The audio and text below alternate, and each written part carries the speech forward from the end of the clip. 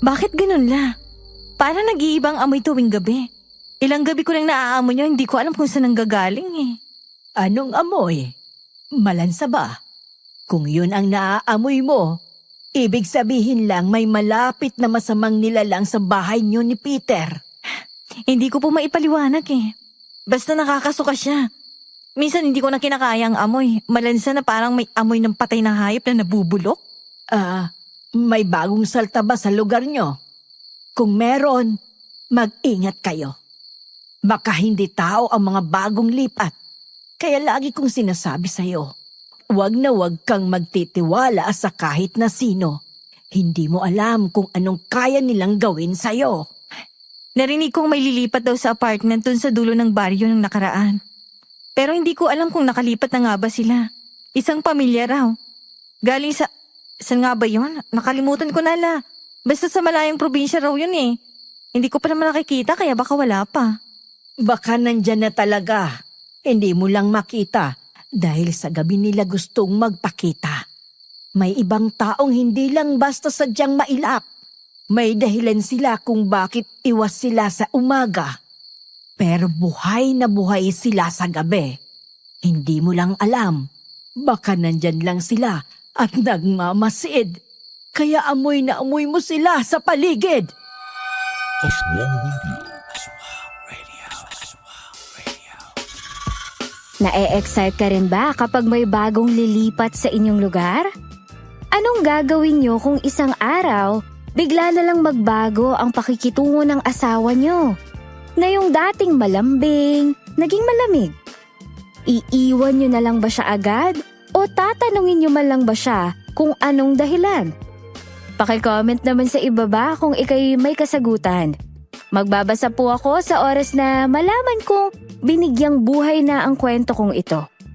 Naway samahan mo ako hanggang dulo nang malaman mo kung tungkol nga ba saan iikot ang karanasan kong ito. Ako po si Tracy, hindi ko tunay na pangalan. Magandang araw nga rin po pala sa iyo, DJ Paula, at sa lahat ng solid listeners natin dito. Nangyari nga po pala ang karanasan kong ito 6 na taon pa lamang ang nakalilipas. Na-encourage kasi akong magbahagi nang makarinig ako ng mga kwentong kailan lang din nangyari. Isang patunay na hanggang ngayon ay may mga aswang pa rin talagang naninirahan kahit saan mang sulok ng Pilipinas. 3 taon na po akong kasal sa asawa kong si Peter. Higit 10 taon na rin ang relasyon namin noon. Pero sa edad na 30, hindi ko pa rin po siya mabigyan ng anak dahil meron akong PCOS. Ginagawa ko naman ang lahat dahil alam kong gustong-gusto niya nang magkaanak. Pero kahit na ganoon, maayos naman ang relasyon naming dalawa. Hanggang sa isang araw, tila biglang bumaligtad na lang ang lahat para sa amin. Hindi ko alam kung ano nga bang dahilan. Pero habang lumilipas ang mga araw na inaalam ko ang kanyang rason, unti-unti ko ring natutuklasan ang mga nakagigimbal na bagay na muntik na ring maging mitya ng aking kamatayan.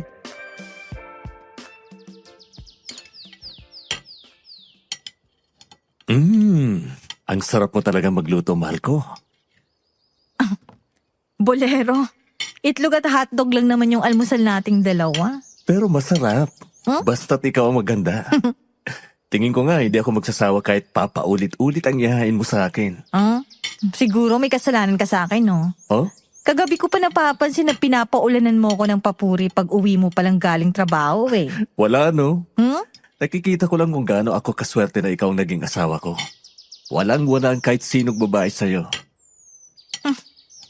Siguraduhin mo lang talaga dahil kapag nalaman kong may babae ka, alam mo na kung anong kalalagyan mo. Puputulin ko talaga yan. Never mangyayari yan. Ikaw lang nakikita kong babae. Kahit sino pang itabi sa'yo, hindi ko lilingunin. Sa'yo lang ang mga mata ko. Tumigil ka na nga. Masyado ka ng matamis, hindi na nakakakilig. Medyo nakakakilabot ng pakinggan. Grabe ka naman sa akin. Pero mahal, may nakalimutan nga pala akong ikwento sa'yo. Pagod kasi ako kagabi kaya hindi na tayo nakapagkwentuhan bago matulog. Ako rin napagod. Ang dami kasing customers na bumili sa akin kahapon. Naubos ang paninda ko. Ano ba yung ikukwento mo? May bago kasing dicer sa trabaho. Mm.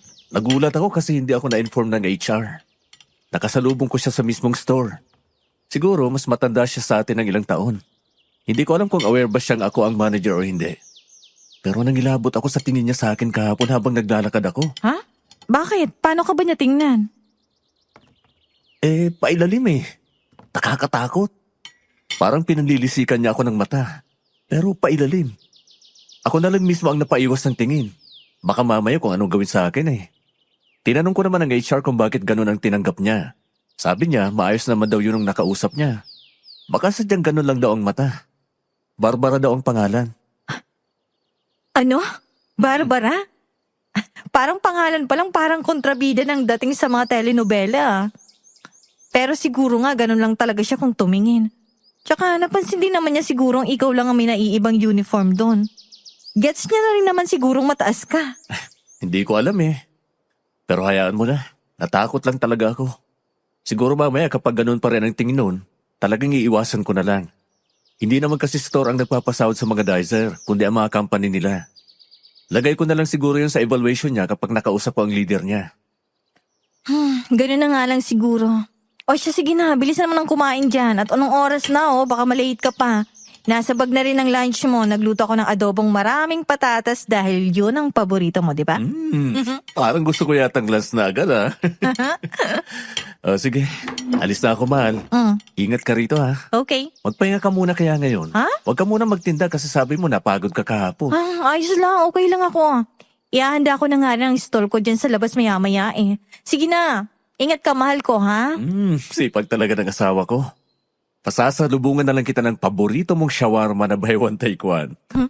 Okay po, aasahan ko yan ha? Pinatakan ako ng halik ni Peter sa labi at noo bago siya tuluyang umalis para pumasok sa grocery store kung saan siya ang manager. Sa ganun lamang umiikot ang bawat araw namin ng asawa ko. Wala akong halos maireklamo sa kanya. Wala kaming pinagtatalunan dahil lahat ng gusto ko sinusunod niya. Dahil sabi niya, yun daw ang susi para sa masaya at halos perpektong relasyon. Ang laging sundin ang babae. Hindi ako sang-ayon dahil dapat lagi kaming balanseng dalawa. Kahit hindi ko pa siya mabigyan-bigyan ng anak, hindi siya sumusuko kahit na minsan pinanghihinaan na rin ako ng loob. Pero sa tuwing nakikita kong sinusubukan niya pa ring maging maayos at hindi negatibo, lumalakas naman ang loob ko para sa kanya. Hindi ko alam kung kailan nagsimula yon, pero simula nang malaman kong ang Barbara na minsan niyang mabanggit sa akin, lilipat daw sa barangay namin para mangupahan, nagkaroon ako bigla ng kakaibang pakiramdam. Lalo pa at si Peter, tila unti-unti ring nagbabago at medyo nababawasan ang pagiging malambing sa akin. Sabi nila, trust your instincts. Pero hindi ko rin alam kung paano ko siyang tatanungin sa mga kutob ko dahil iniisip kong baka stress din siya sa trabaho. Kumusta ka naman sa trabaho, mahal ko? Stress ka ba nitong mga nakaraan? Ayos lang naman. Pagod. Malapit na nga palang peak season kaya puspusan na naman kayo magtrabaho. Oo. Pwede bang matulog na ako? Marami kasi akong ginawa ngayong araw eh. Gusto ko na lang magpahinga. Ganun ba? Sige, magpahinga ka na. Lalabas na lang muna ako. Ihahanda ako mga lulutuin ko bukas para sa baon mo. Wag na. Matulog ka na rin. Bibili na lang din ako ng pagkain sa karinderya para hindi mo na kailangang bumangon ng maaga para ipagluto ako. Hindi, gastos lang yun eh. Saglit lang naman at babalatan ko lang yung ibang gulay. Sige, ikaw ang bahala. Basta matutulog na ako. Sige, magpahinga ka na. Hindi ko alam kung anong mararamdaman ko noon, DJ Paula. May mga pagkakataon naman talagang pagod na siya para magkwento sa mga nangyayari sa araw niya. Pero hindi naman yung tipo na ipaparamdam niya talaga sa akin wala siyang gana. Maayos siya laging magpaalam na matutulog na, hindi sa paraang malamig at gustong manahimik na lang ako. Hindi ko na napansing malalim na pala masyado ang iniisip ko habang naghihiwa ako ng gulay, kaya nahiwa ang hintuturo ko. Napasigaw ako sa sakit, pero hindi man lang lumapit sa akin si Peter para tanungin ko anong nangyari. Samantalang noong dumaing lang ako ng konti, ay kakaripas na siya ng takbo para magtanong kung ayos lang ako. Kinabukasan, kahit habang naghahain ako sa harap niya, hindi niya man lang napansin ang sugat kong tinapalan ko ng bandage. Tuloy lang siya sa pagkain na para bang wala ako sa harap niya. Ni hindi niya rin ako nahintay para kumain. Bumuntong hininga ako nang umupo sa harap niya na siya namang pag-inom niya ng tubig. Alis na ako. Kailangan ko pumasok ng maaga. Ha? Ang bilis naman, kakaupo mo pa lang ah. Dadaanan ko pa si Barbara. Inalok kong sumabay na lang sa akin tuwing papasok para hindi na siya mamasahe pa. Ano? Akala ko ba? Sige na, Tracy. Baka rin gabi na ako umuwi ah. Huwag mo na akong hintayin kumain. Mauna ka na. Pero alam mo namang hindi ako sanay na kumain ng walang kasabay. Ihintay na lang kita kahit anong oras ka pa umuwi. Kailangan mong kayanin kahit wala ako. Paano pala kapag nawala na ako? Hindi ka nakakain? Ano bang sinasabi mo dyan? Bakit ka naman mawawala? Wala. Sige na. Alis na ako. Mabilis niyang kinuha ang bag niya, ni hindi na hinayaang makasagot pa ako. Nanlumo ako ng mga oras na yon habang naririnig kong pinapaandar niya na ang makina ng kotse. Tsaka ko lamang napansin na nakalimutan niya ang baon niya para sa tanghalian, kaya naman nagmamadali akong tumayo para ihabol sa kanya yon. Kaso nakaalis na siya at hindi na huminto pa kahit na sumigaw ako. Naibaba ko na lang ang hawak kong baonan. Dumating naman ang kababata kong si Jasper para mag-deliver ng tubig na nagtaka pa nang makita akong parang nanlulumo sa gate. Oh, bakit ganyan nagtsura mo? Naiuman kasi ni Peter tong baon niya tapos nakalimutan niya ring humalik sa akin. Ano ka ba, Trace? Para yun lang. Anong parang yun lang? Sa tagal na namin nagsasama sa isang bubong. Ito yung unang beses na nakaligtaan niyang gawin yun. Baka nagmamadali lang talaga siyang pumasok. Alam mo na, manager. Ganyan talaga. Hindi mo ako magigets, Jasper. Hindi naman kayo mag-asawa eh. Kilala ko si Peter. Kahit nga malate siya sa trabaho, basta lang masiguro niyang mahahalikan niya ako. Kahit sa noo lang bago pumasok. Parang nag-overthink ka na yata. Iba ng tono mo eh. Para kasing may nagbago sa kanya eh. Ilang araw ko lang napapansin. Busy lang siguro siya. Mahal na mahal ka kaya nun. Kaya kung ano mang naglalaro dyan sa isip mo, alisin mo yan.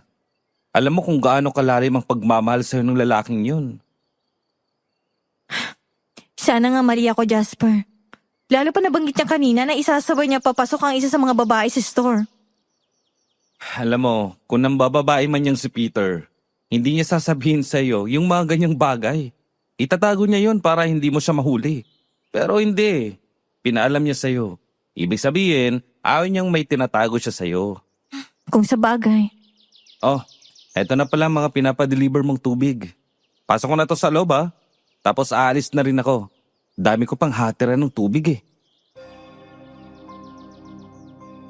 Tumango na lang ako kay Jasper at hinayaan siyang ipasok sa loob ng bahay ang mga container ng tubig. Kahit hanggang paglabas niya ay sinasabihan niya akong huwag nang gaanong mag-alala kay Peter. Pero hindi ganun ang nararamdaman ko. Lumipas pa ang mga araw, mas naging kapansin-pansin na para sa akin ang pagbabago ni Peter. Parang hindi na siya ang asawa ko. Malapit lang siya pero parang hindi ko naabot kamay. Sinusubukan ko naman siyang kausapin para magtanong ng paulit-ulit kung anong problema, pero lagi niya lang ding sinasabing wala.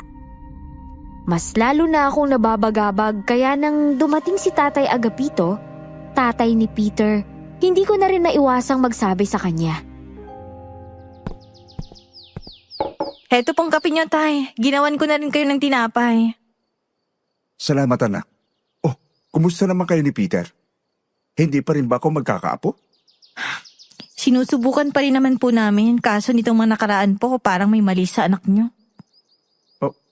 Mali? Bakit? Anong ginagawa ng anak ko? Para po kasi nanlalamig na siya sa akin, Tay.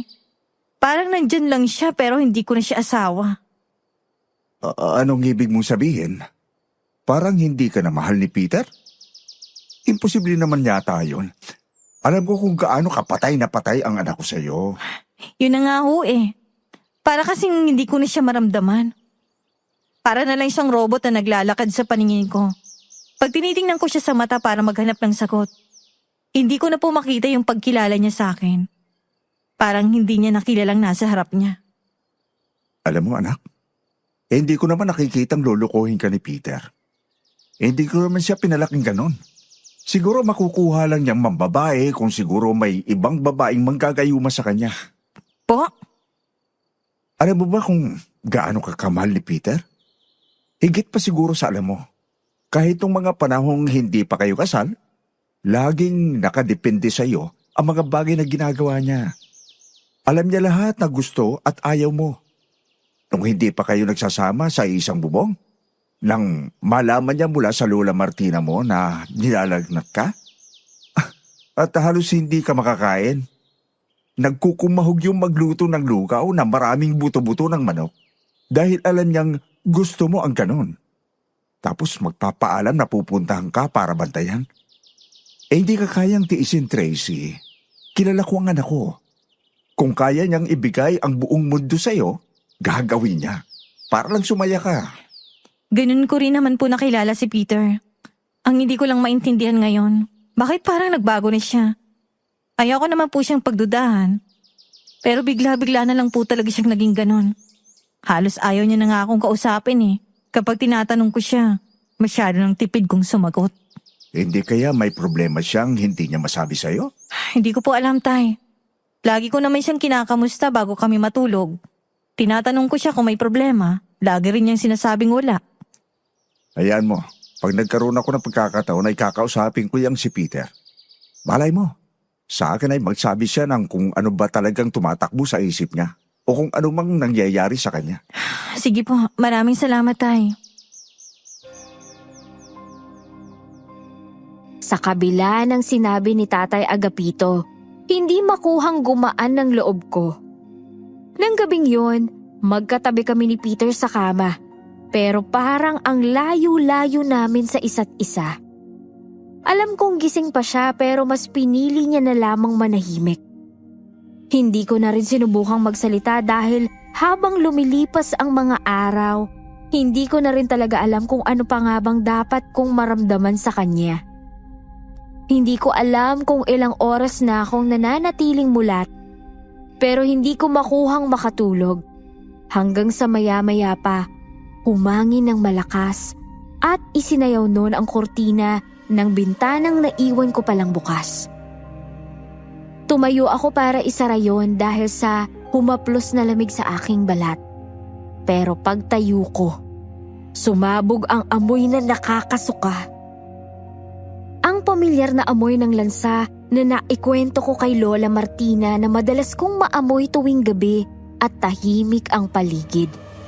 Nagmamadali akong sinara ang bintana nang bigla na lamang tumahol ang alaga naming aso na para bang may tinatahulan siyang tao sa labas ng bahay namin. Bakit tahol ng tahol si Bantay? May tao ba sa labas? Huwag ka nang lumabas. Baka may dumaan lang. Hindi, Peter. Ayaw niyang tumigil kakatahol eh. Baka may tao sa labas ng bahay natin. Titingnan ko muna. Kung may tao sa labas, edi sana tumawag na yon. Bumalik ka na sa pagiga. Wala lang yan. Nagwawala si Bantay oh. Peter, sisilip lang naman ako sa bintana. Hindi ako lalabas. Bahala ka, Tracy. Basta sinabihan na kita. Kumunot na lamang ang noo ko sa sinabi ng asawa ko, pero hindi pa rin ako sumunod sa kanya. Lumabas ako ng kwarto para sumilip sa bintana ng sala. Nakita ko si Bantay na walang patid ang pagtahol habang may tinitingnan sa labas. Pero nang tingnan ko naman kung saan siya banda nakatingin, wala naman akong ibang nakita. Nangilabot ako dahil sa kasabihan na kapag may tinitingnan ng isang hayop, meron silang nakikita na hindi natin nakikita. Sinaway ko si Bantay, pero tumingin lang siya sa akin at bumalik din sa pagtahol hanggang sa maya-maya pa. Umalingaw-ngaw ang napakalakas na sigaw ng isang batang babae. Si Joy, anak ng aming kapitbahay.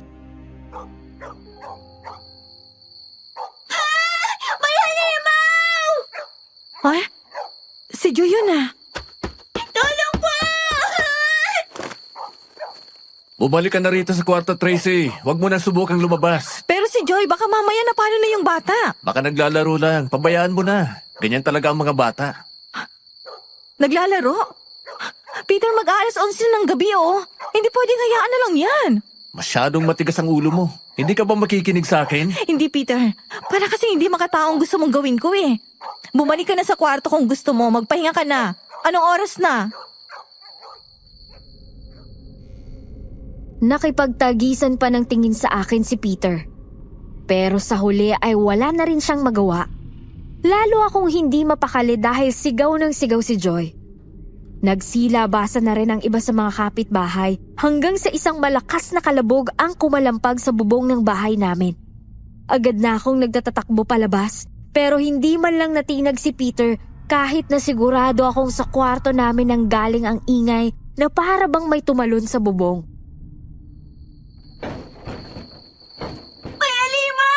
May halimaw sa bubong! Joy? Ano nakikita mo? May nakita po akong halimaw na tumalon sa taas ng bubong niyo. Ate Tracy, kanina ko pa siya dyan nakita sa labas pero bigla na lang siyang tumalon nung sumigaw ako. Ano? Nasaan na siya? Bigla akong nawala eh. Ano pa ba kasing ginagawa mo rito sa labas? Gabing-gabi na oh, dapat natutulog ka na. Inutusan pa kasi ako ni tatay pumili nitong alak at sigarilyo niya. Naku, yung tatay mo talaga. Mabuti na lang at hindi ka sinugod nun. Baka aswang ang nakita mo. Halika na, ihahatid na kita sa inyo. Salamat po, Ate Tracy.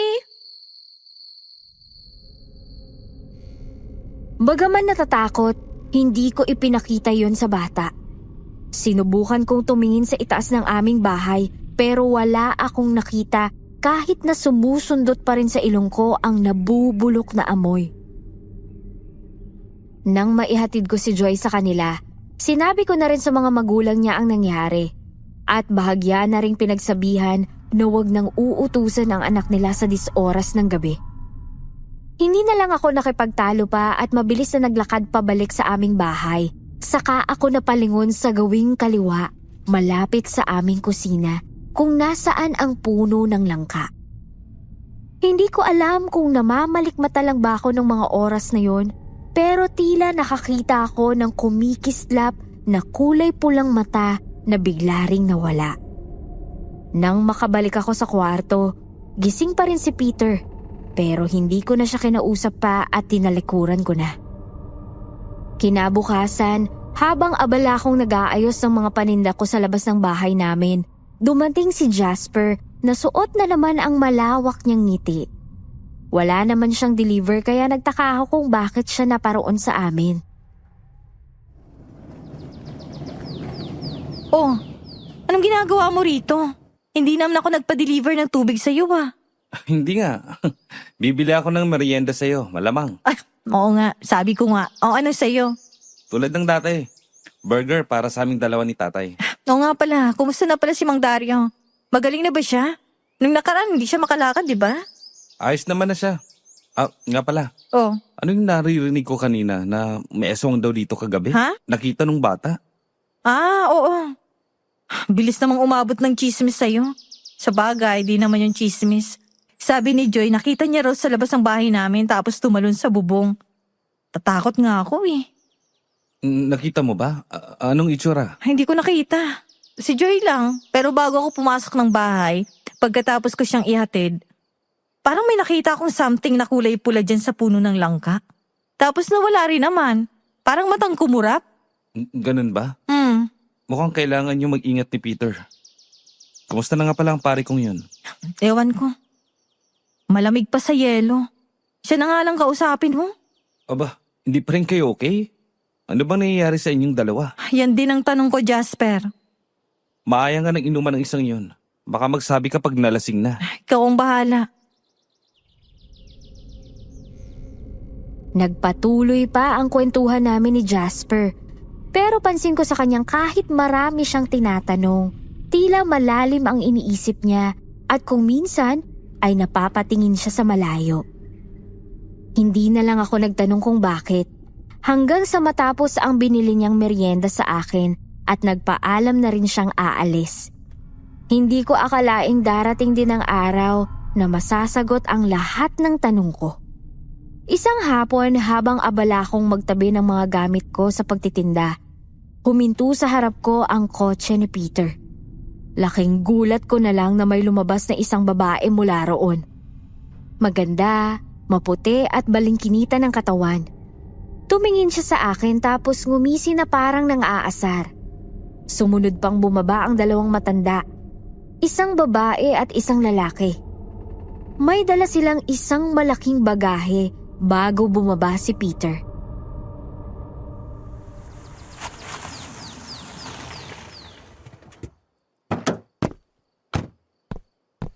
Peter? Anong meron? Sino yung mga yan? Iimpake mo na ang mga gamit mo, Tracy. Umalis ka na sa bahay ko. Anong mag-impake? Anong umalis sa bahay mo? Bahay natin to, Peter. Mag-asawa tayo, bakit mo ako pinapaalis? Hindi pa ba halata? Magsasama na kami ni Peter. Anong magsasama? Bakit sino ka ba? Oo nga pala. Hindi pa ako nagpapakilala. Ako nga pala si Barbara. Girlfriend ni Peter. Girlfriend? Baka mas tamang sabihin kabit. Ang kapal ng mukha mo. Hindi mo ba ako kilala? Kilala. Alam ko rin kung anong posisyon mo sa buhay ni Peter. Pero wala naman akong pakialam doon. Basta ang alam ko lang, mahal ako ng asawa mo at mahal ko rin siya. Kaya magsasama na kaming dalawa. At ikaw, mas mabuti pa kung aalis ka na lang kasi magiging epal ka lang sa aming dalawa. Aba, talaga palang sobrang kapal niyang mukha mo eh. Sobrang tigas. Ano bang ginagamit mong foundation? Semento? Tracy, ayoko ng gulo. Please, umalis ka na lang. Ayaw mo ng gulo? Ayaw mo ng gulo pero ganitong ginawa mo?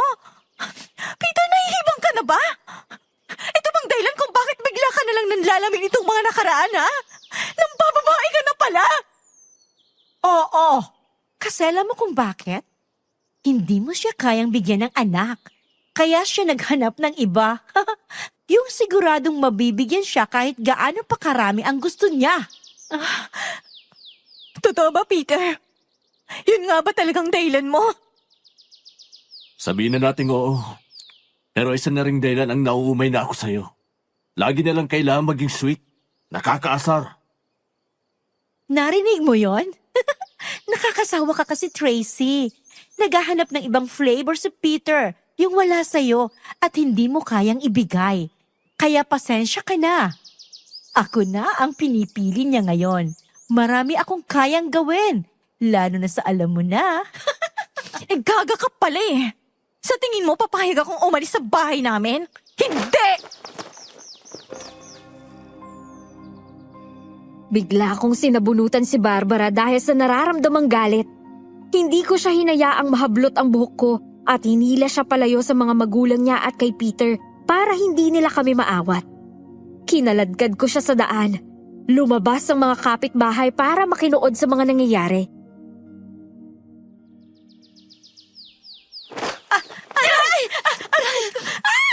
Ano ha? Matapang ka, di ba? Bakit hindi ka makalaban, ha? Aray! Masakit! Bitawan mo ang buhok ko!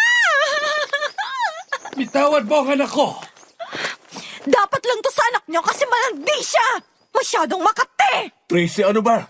Nakakaya sa mga kapitbahay. Ikaw nakakahiya, lalo na ikaw! Ikaw ang may gawa nito, di ba? Bakit, ha? Ngayon natatakot kang malaman ng iba at pag-usapan tayo? Ako hindi! Alam ko kung anong karapatan ko! Aray ko! Tama na! Tigilan mo ako! Hindi! Hindi ako titigil. Sa tingin ko naman, ito talagang hinihingi mo mangyari, di ba? Ang masabunutan ka kasi kumakabit ka sa asawa ng iba! Sinabi ng tama na, Tracy! Walang hiya ka para saktan ang anak ko! Isang marahas at magaspang na kamay ang humila sa braso ko at bahagya pa yung nakalmot dahil sa talas ng kuko. Parang bigla na lang akong napatigil at natakot na lang sa kung paano akong panlisikan ng mata ng tatay ni Barbara. Si Peter naman, agad na dumalo at tinulungan ang babaeng iyak ng iyak na para bang siya pa talaga ang kaawa-awa at biktima sa aming dalawa. Nag-angat ng tingin sa akin si Peter. Sinalubong ako ng mga mata niyang walang kasing lamig para sa akin. Umalis ka na lang pakiusap. Kunin mo na ang lahat ng mga gamit mo. Kasi simula sa araw na ito, hiwalay na tayo. Ano bang sinasabi mo dyan? Ano bang nagawa kong mali? Wala. Sabihin na lang nating nagsawa na lang talaga ako sa'yo. Anak, halika na. Tumayo ka na dyan. Tay, ang sakit-sakit. Huwag ka mag-alala. At kinakausap na siya ni Peter. Talagang sinusuportahan niyo ang anak niyo, no? Ganyan niyo ba talaga pinalaki yan? Malandi! Tinuruan niyong manira ng relasyon ng iba? Please, Tracy. Nagmamakaawa ako sa'yo. Kunin mo na ang mga gamit mo. Masyado nang maraming tao rito sa labas. Lahat sila pinanunood na tayo. Isinusumpa kita, Peter! Lalo na ikaw, Barbara! Hindi tayo rito matatapos! Mabigat at labag man sa loob ko, lahat ng damit at mahahalagang gamit ko ay isinilid ko sa 2 malaking bag. Nang matapos ako, naabutan ko sila sa sala. Mga prenteng nakaupo at hinihintay talagang makaalis ako. Matalim pa rin ang tingin sa akin ng mga magulang ni Barbara, habang abala pa rin si Peter na aluin ang babaeng walang tigil sa paggawa. May mga sugat siyang natamo dahil sa pagkaladkad ko sa kanya, at sigurado akong masakit din ang anit niya sa ginawa ko. Hindi na ako nagsalita pa nang umalis doon at umuwi ako kay Lola Martina na nagtaka pa nang makita ang mga gamit na dala ko. Sigurado akong magtatanong siya, pero wala akong balak na sabihin ang totoo. Masyado na siyang matanda para mag-alala pa sa mga bagay na kaya ko namang sarilihin na lang. Oh, Apo, anong nangyari? Dala mo yata ang lahat ng gamit mo. Nag-away ba kayo ni Peter? Opo, La. Hindi ko lang po kaya munang makita siya at kailangan ko magpalamig. Kaya umalis na muna ako. Kung yan ang makakabuti para sa sitwasyon nyo ngayon, dumito ka na muna. Hindi kita hahayaang magkwento kung hindi ka pa naman handa. Salamat, La. Dito po muna ako sa inyo kahit ilang araw lang. Oo naman, Apo. Wala namang kaso yun sa akin, lalo na't namimiss na rin kita. Lilipas din yan kung anumang pinagtalunan nyo ni Peter. Normal yan sa away mag-asawa. Opo, itatabi ko lang po muna itong mga gamit ko. Sige.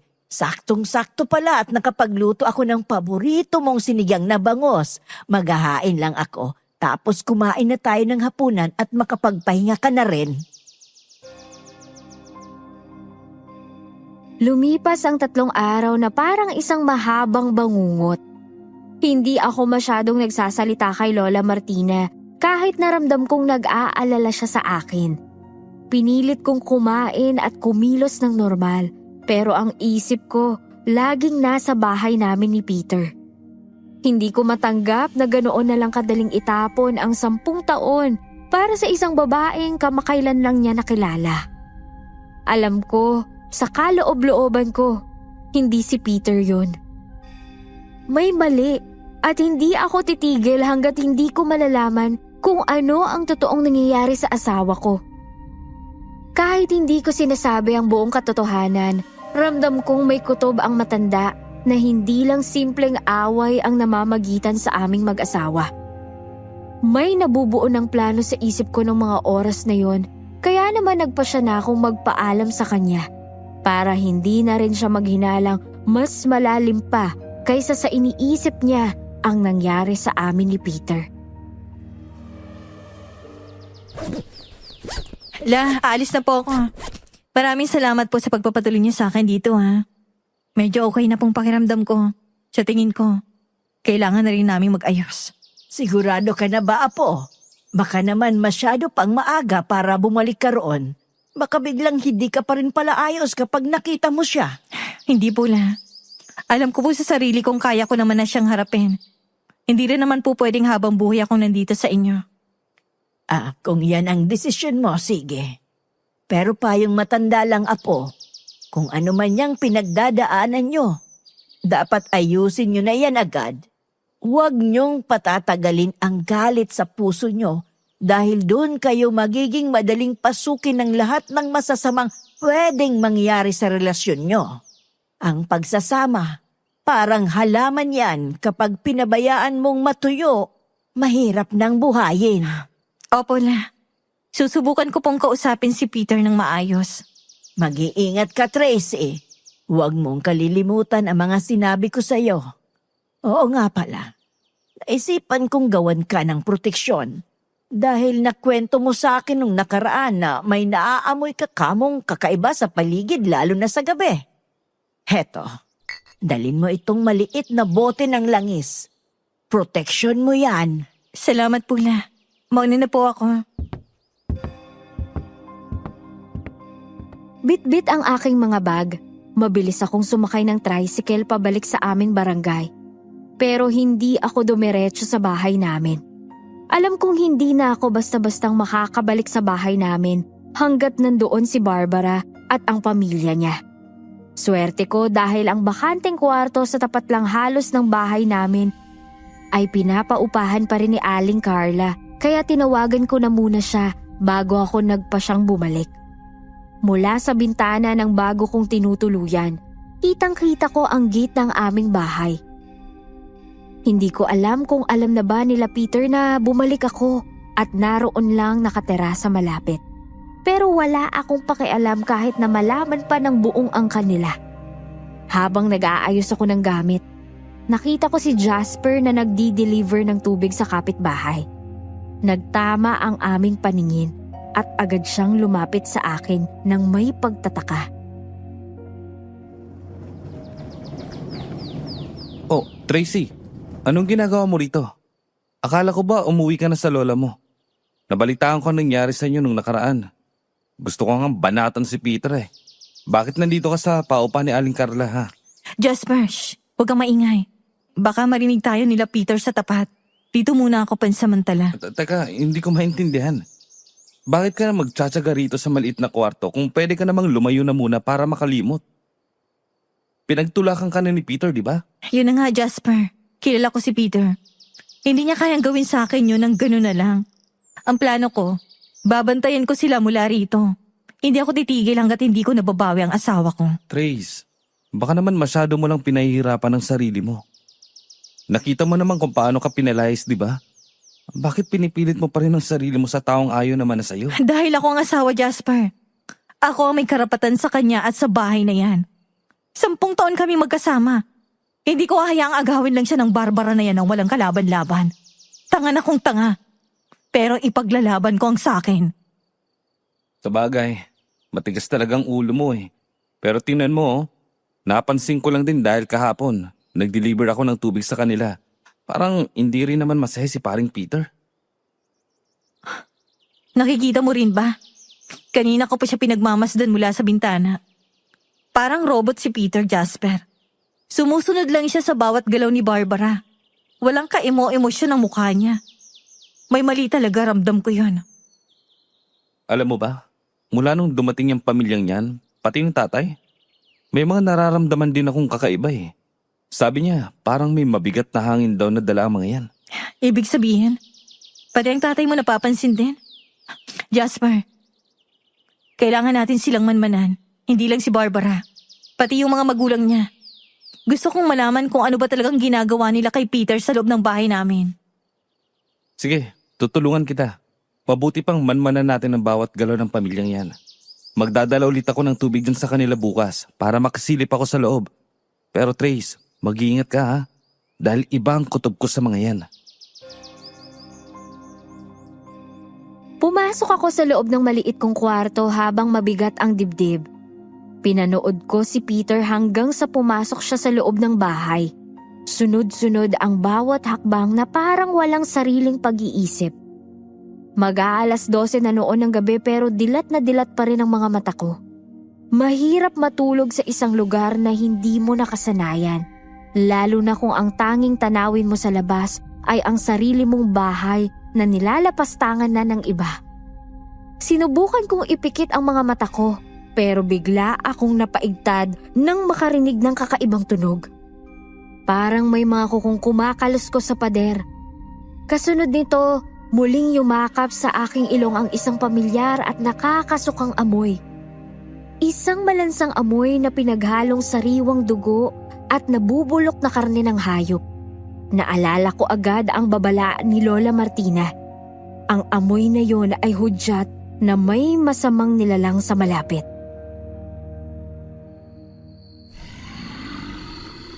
Diyos mia, nandiyan na naman yung amoy. Anong gagawin ko? Sisilip na lang ako.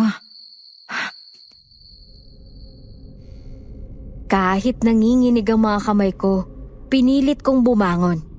Naalala ko ang binoculars na dala ko para sana manmanan sila Peter sa umaga. Dahan-dahan akong lumapit sa bintana.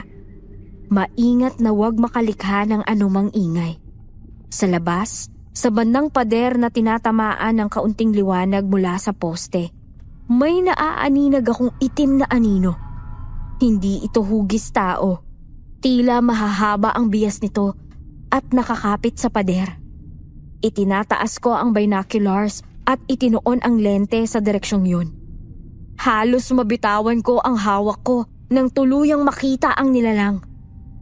Sa lente ng binoculars, malinaw kong nakita ang isang nilalang na nakakapit sa pader ng bahay namin sa tapat. Paakyat sa bintana ng kwarto namin ni Peter. Ang balat nito ay kulay abo at tila baku-bako ang laman. Mahahaba ang kuko at ang buhok ay halos sumasayad na sa lupa sa haba. Bigla itong huminto sa pag-akyat. Tila may naramdamang nakatingin sa kanya. Dahan-dahan itong lumingon sa direksyon ko. Ang mga mata nito, kulay pula at kumikislap sa dilim, gaya ng nakita ko sa puno ng langka noon. Kumaripas ako ng takbo sa sulok ng maliit kong kwarto. Sinigurado kong nakalak ang lahat. Ramdam ko ang panlalamig ng aking buong katawan habang mabilis na dinudukot ang cellphone ko sa ilalim ng unan. Sige na, Jasper. Sagutin mo, please. Jasper. Hello? Tracy? Bakit napatawag ka? Madaling araw na. Jasper, tulungan mo ako. May aswang. May nakita akong aswang. Oh, ano? Sinong nakita mo? May pumasok ba dyan sa paupahan mo? Nakakapit siya sa pader ng bahay namin. Paakyat sa bintana ng kwarto namin ni Peter. Lumingon siya sa akin, Jasper. Alam diyang nandito ako. Ano? Sigurado ka ba sa nakita mo? Baka namamalikmata ka lang. Hindi ako namamalikmata. Yung amoy, Jasper. Yung malansang amoy na sinasabi ni Lola. Abot hanggang dito sa loob. Parang may patay na hayop sa labas ng bintana ako. Tulungan mo ako, natatakot ako. Sige, huwag kang lalabas. Manatili ka lang dyan sa loob at ilak mo lahat ng pinto. Pupunta ako dyan ngayon din. Magdadala ako ng gamit. Bilisan mo, Jasper. Baka nandito na siya sa bubong ko. Naririnig ko yung kaluskos. Huminahon ka, Tracy. Malapit na ako. Huwag kang magbubukas kahit kanino, maliban sa akin. Naintindihan mo? Oo, sige. Bilisan mo. Ibinaba ko ang telepono at mabilis na kinuha ang bote ng langis na ibinigay ni Lola Martina. Ipinahid ko ito sa aking mga sintido at sa lahat ng mga butas ng pinto at bintana habang nagdarasal ng taimtim. Ang bawat pagsayaw ng kortina dahil sa hangin ay tila dulot ng aswang na gustong pumasok. Noon ko lang naramdaman ang ganoong klaseng takot. Narinig ko ang tunog ng kolong-kolong ni Jasper. Bahagyang nabawasan ang bigat sa aking dibdib, pero alam kong maaaring simula pa lang iyon. Lumipas ang ilang oras matapos ang nakakapangilabot na pangyayaring yun sa bintana, ngunit hindi ako dinalaw ng antok. Kinabukasan, Tinanong ako ni Aling Carla tungkol sa narinig niyang ingay noong gabi pero wala akong maayos na naisagot dahil sa mga bagay na bumabagabag sa akin. Kahit nanginginig ang aking mga tuhod, nagpa siya akong harapin ang takot ko. Naglakad ako patawid ng kalsada, bit-bit ang matinding kaba. Gagamitin kong dahilan ang kunwaring may naiwan akong mahalagang gamit para makapasok sa loob ng bahay namin. Pagpasok ko pa lang sa gate, parang gumuho ang mundo ko. Ilang araw pa lamang akong nawala pero tila napabayaan na ang dating bahay na inaalagaan ko. Ngunit mas masahol pa ang sumalubong sa akin pagtapak ko sa pinto. Ang dating mabangong tahanan na binuo namin ni Peter, nilalamon na ng isang malansa at nakakasukang amoy. Parang hindi na tao ang nakatira roon. Dugyot ang bawat sulok. May mga mansyang hindi ko maipaliwanag sa sahig at sobrang gulo ng mga gamit. Oh, anong ginagawa mo rito? Bakit ka bumalik? May kukunin lang ako mahalagang gamit sa itaas na nakalimutan ko nung nag-impake ako. Saglit lang ako. Hindi ka pwedeng umakyat. Wala ka ng gamit doon. Lahat ng naiwan mo, itinapon na ni Barbara. Dahil basura na lang naman ang mga yon. Wala ka nang babalikan dito. At hindi ka pwedeng basta-basta na lang pumasok. Hindi mo na bahay ito ngayon. Kaya huwag kang umarte na parang ikaw pa rin ang may karapatan dito. Hindi ako umaarte. Totoo namang ako pa rin ang may karapatan dito. Dahil ako ang legal na asawa. Kayo pa nga ang mukhang mas basura kaysa sa mga gamit ko. Nakapagtataka lang kung paano nyo nagawang gawing kulungan ng hayop ang bahay na to. Sa loob lang ng ilang araw. Napakabaho rito. Bagay na bagay sa ugali ninyong pamilya. Kung umaasa ka pang babalik sa'yo si Peter, nagkakamali ka. Mas mabuti pang lumayas ka na at huwag ka nang bumalik. Dahil buntis na si Barbara. Magkakaanak na sila. Yung bagay na kailanman ay hindi mo na ibigay sa asawa mo dahil sa sakit mo. Wala na akong balak maghabol sa lalaking ipinagpalit ako kung kani-kanino lang.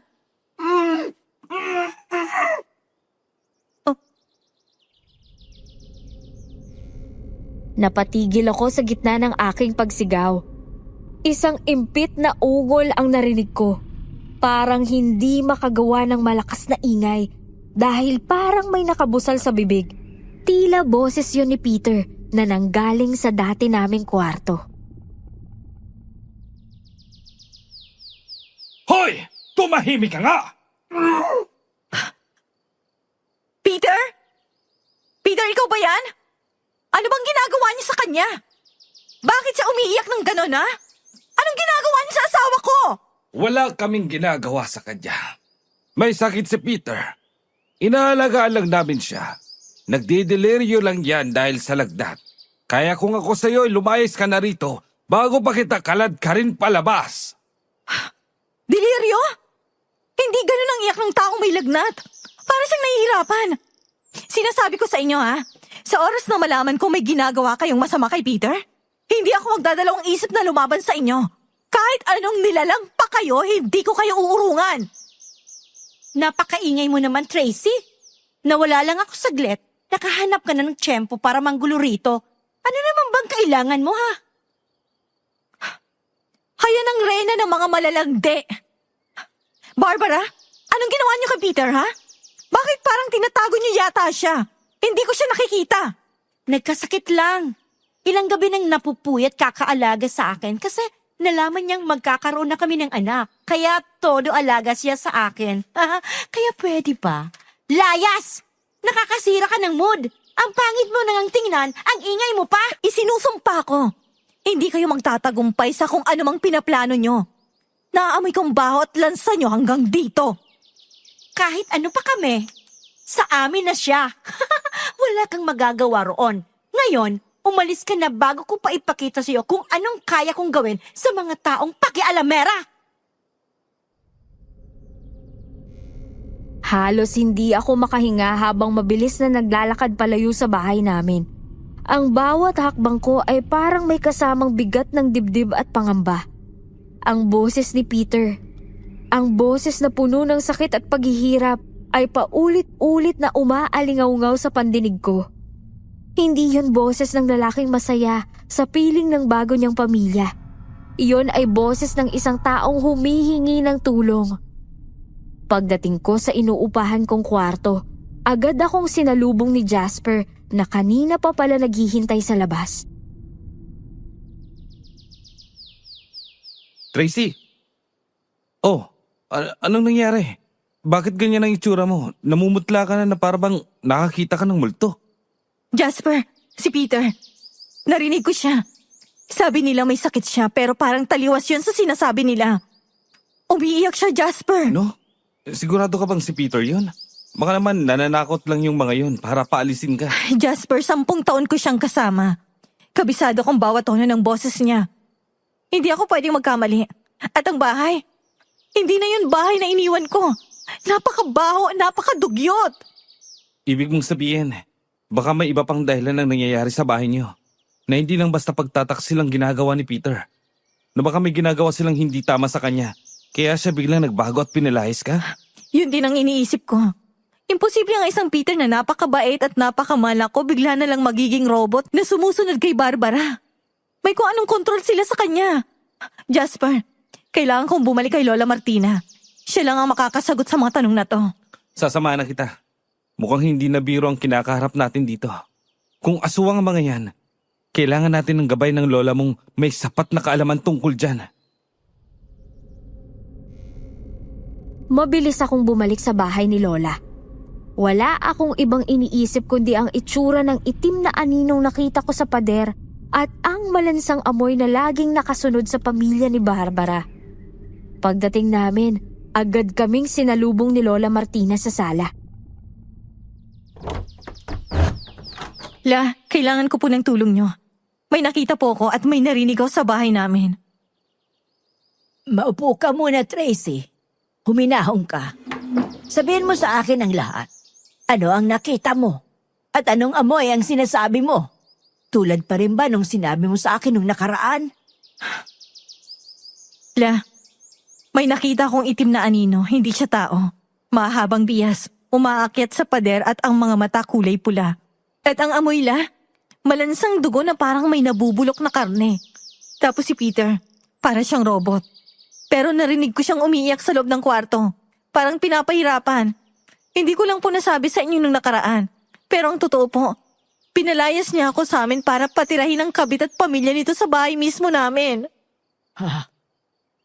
Ang malansang amoy at ang kakayahang umakyat sa pader, Tracy. Ang mga tinitukoy mo ay mga katangian ng aswang. At kung si Peter ay parang walang sariling pag-iisip, malaki ang posibilidad na nasa ilalim siya ng isang matinding gayuma.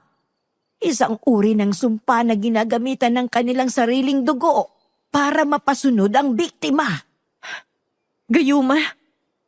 Pero bakit si Peter la? Marami namang ibang lalaki riyan, bakit kailangan siyang kunin at gamitin? Anong mapapala nila sa asawa ko? Iyan ang palaisipan, Apo. Aaaring may kailangan sila sa kanya. Ang mga aswang ay hindi basta-basta kumukuha ng tao ng walang dahilan. Maaaring ginagamit nila siya para sa pagpaparami o baka may kailangan silang lalagyan para sa kanilang susunod na saling lahi. Ang mahalaga ngayon ay mapatunayan natin kung totoo ang hinala ko. Paano la? Paano ko malalaman kung totoo ang hindi lang basta nagloko si Peter? At aswang nga ang mga kasama niya sa bahay. Simple lang ang paraan, Apo. Pero kailangan mo ng lakas ng loob. Kapag nagkaroon ka ng pagkakataong makalapit muli kay Peter, sabuyan mo siya ng asin. Ang asin ay nagpapahina sa bisa ng anumang itim na mahika o gayuma. Kung bumalik siya sa katinuan kahit sandali, ibig sabihin ay tama ako. Paano naman yung pamilya ni Barbara la? Paano namin masisiguradong sila nga ang mga aswang? Ganun din ang gawin niyo sa kanila. Ang aswang ay may matinding takot at pandidiri sa asin. Kapag nasabuyan mo sila nito, lilitaw ang kanilang totoong anyo O kaya naman ay magkakaroon sila ng matinding reaksyon na tila napapaso ang kanilang balat. Pero mag-iingat kayo. Dahil kapag nalaman nilang alam nyo na ang lihim nila, hindi sila magdadalawang isip na unahan kayo. Gagawin ko, Pula. Gagawin kong lahat para mabawi si Peter. Naniniwala na ako ngayon. Hindi niya ako kayang saktan ng kusa. Biktima lang din siya rito. Heto. Magdala ka rin ng bawang at itong nakabalot na lana. Nasa iyo pa naman ang binigay kong buntot pagi, hindi ba? Proteksyon niyo yan ni Jasper. Basta kung kailangan mo ng tulong ko, huwag kang mag-atubiling tawagan agad ako. Ramdam ko ang panunumbalik ng lakas ng loob ko. Ang pag-aalinlangan na baka sadyang kinalimutan na ako ni Peter ay napalitan ng matinding kagustuhang iligtas siya. Nang makabalik kami sa baryo, nag-usap kami ng masinsina ni Jasper kung ano nga bang dapat naming gawin. Habang nakatingin ako sa madilim na bintana ng aming bahay sa tapat, hindi na takot ang nararamdaman ko. Sa bawat tibok ng puso ko, tila may boses na nagsasabing, lumaban ako para kay Peter. Gabi na pero hindi pa rin ako dinadalaw ng antok. Mag-isa ako sa loob ng inuupahan kong kwarto. Tanging ang liwanag lang ng cellphone ko ang nagbibigay ng liwanag sa 4 na sulok ng silid. Binubuksan ko ang gallery ng phone ko at isa-isang tinitingnan ang mga litrato namin ni Peter. Naroon yung huling out of town namin. Yung ngiti niya roon, napakatotoo. Sa bawat tingin at titig niya sa akin, sa mga kuha naming yon, alam ko sa buong pagkatao ko na mahal niya ako. Hindi pwedeng sa loob lang ng ilang linggo ay maglalaho yon na parang bula. Humihikbi ako habang hinahaplos ang screen. Hindi ko namamalayan na lumalalim na pala ang gabi sa gitna ng aking pag-iyak. Napatigil ako sa pag-iyak nang biglang tumahimik ang paligid at may narinig akong kakaiba. Mabibigat na yabag sa sala. Agad na bumilis ang tibok ng puso ko. Pinatay ko ang cellphone ko at nanatiling hindi gumagalaw sa ibabaw ng kama.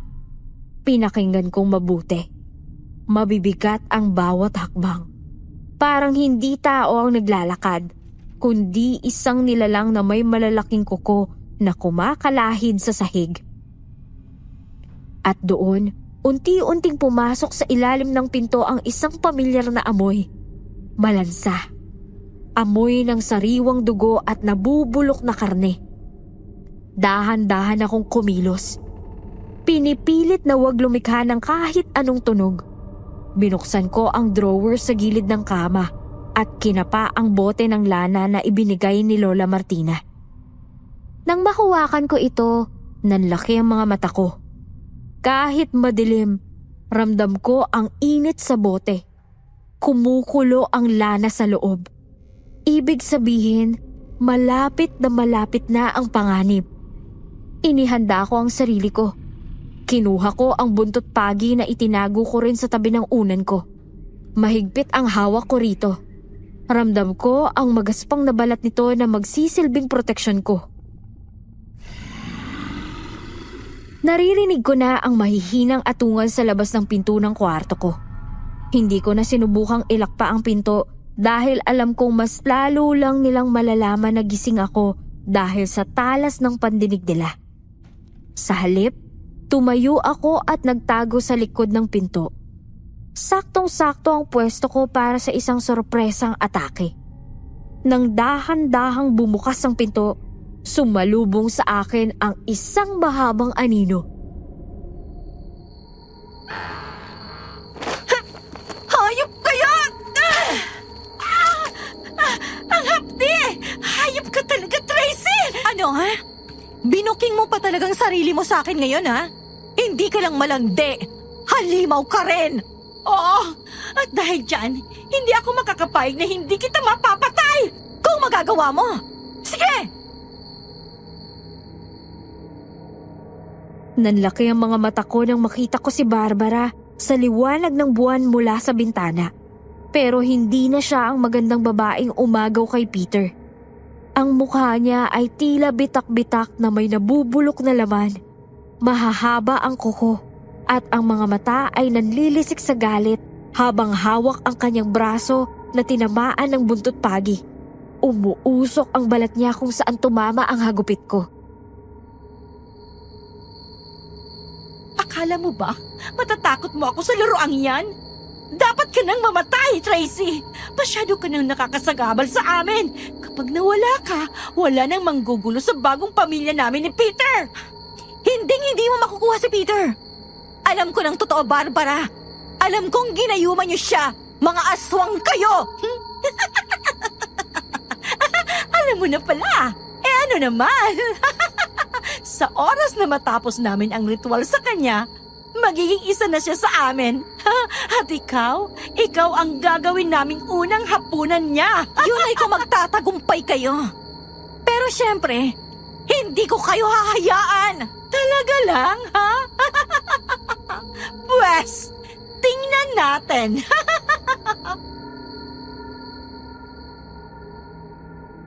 Muli niyang sinubukang sumugod pero mabilis ko siyang hinagupit.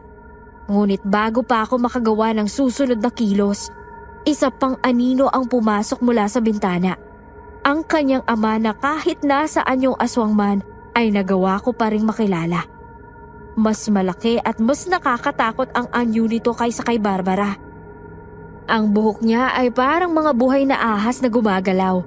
Napaatras ako hanggang sa sumadsad ang likod ko sa pader. Kahit may buntot pagi ako, naramdaman ko ang takot dahil nadehado na ako sa bilang. Unti-unti silang lumalapit sa akin. Tumatawa ng nakakapangilabot habang ang kanilang mga kuko ay kumakalo sa sahig. Sayang, Tracy. Maganda ka sana. Masarap sigurong kainin ang puso mo habang tumitibok pa. Tapusin na natin ang isang to nang hindi na makasagabal pa. Hindi! Ipinikit ko ang mga mata ko at inihanda ang sarili sa anumang mangyayari. Pero bago pa sila makalundag sa akin, isang malakas na kalabog ang narinig ko mula sa bubungan. Isang dambuhalang bulto ang bumagsak sa pagitan namin. Isa ring aswang. Mas malaki, mas malapad ang balikat at mas itim ang balahibo kaysa sa dalawa. Inasahan kong yun na ang katapusan ko dahil 3 na sila. Pero laking gulat ko nang ang malaking aswang na ito ay imbis na ako ang atakihin ay mabilis na hinarap ang dalawa. Sa isang hagis lang nito, tumalsik si Barbara sa kabilang dingding. Si Matias naman ay mabilis na sinakmal ng dambuhalang nilalang at itinapon palabas ng bintana. Mabilis na lumingon ang aswang sa akin. Ang mga mata niya ay kulay dilaw. Pero may kung anong pamilyar sa tingin niya na nagpatigil sa tibok ng puso ko. Bago pa ako makapagsalita, binuhat niya ako ng parang isang sako. Agad akong nagwala sa matinding takot na baka kung anong gawin niya sa akin. Sa isang mabilis na lundag, lumabas kami ng bintana. Ramdam ko ang hangin na humahampas sa mukha ko habang tumatakbo siya ng napakabilis. Mas mabilis pa sa anumang sasakyang nasakyan ko. Hindi ko alam kung saan niya ako dadalhin o kung kakainin niya ba ako sa isang liblib na lugar. Pero sa kabila ng takot, may kakaibang pakiramdam ako na parang ligtas ako sa mga bisig niya. Habang mabilis ang pagtakbo ng malaking bulto ng aswang na may pasan sa akin, hindi ko mapigilang magpumiglas. Ang bawat lundag niya sa mga bakod at pag-akyat sa mga puno ay nagdudulot sa akin ng matinding pagkahilo. Ang takot na baka ako na ang susunod na kakainin ay mas matindi pa sa takot ko kina Barbara. Ibaba mo ako! Parang awa mo na, bitiwan mo ako! Tulong! Saklana! Huwag ka maingay.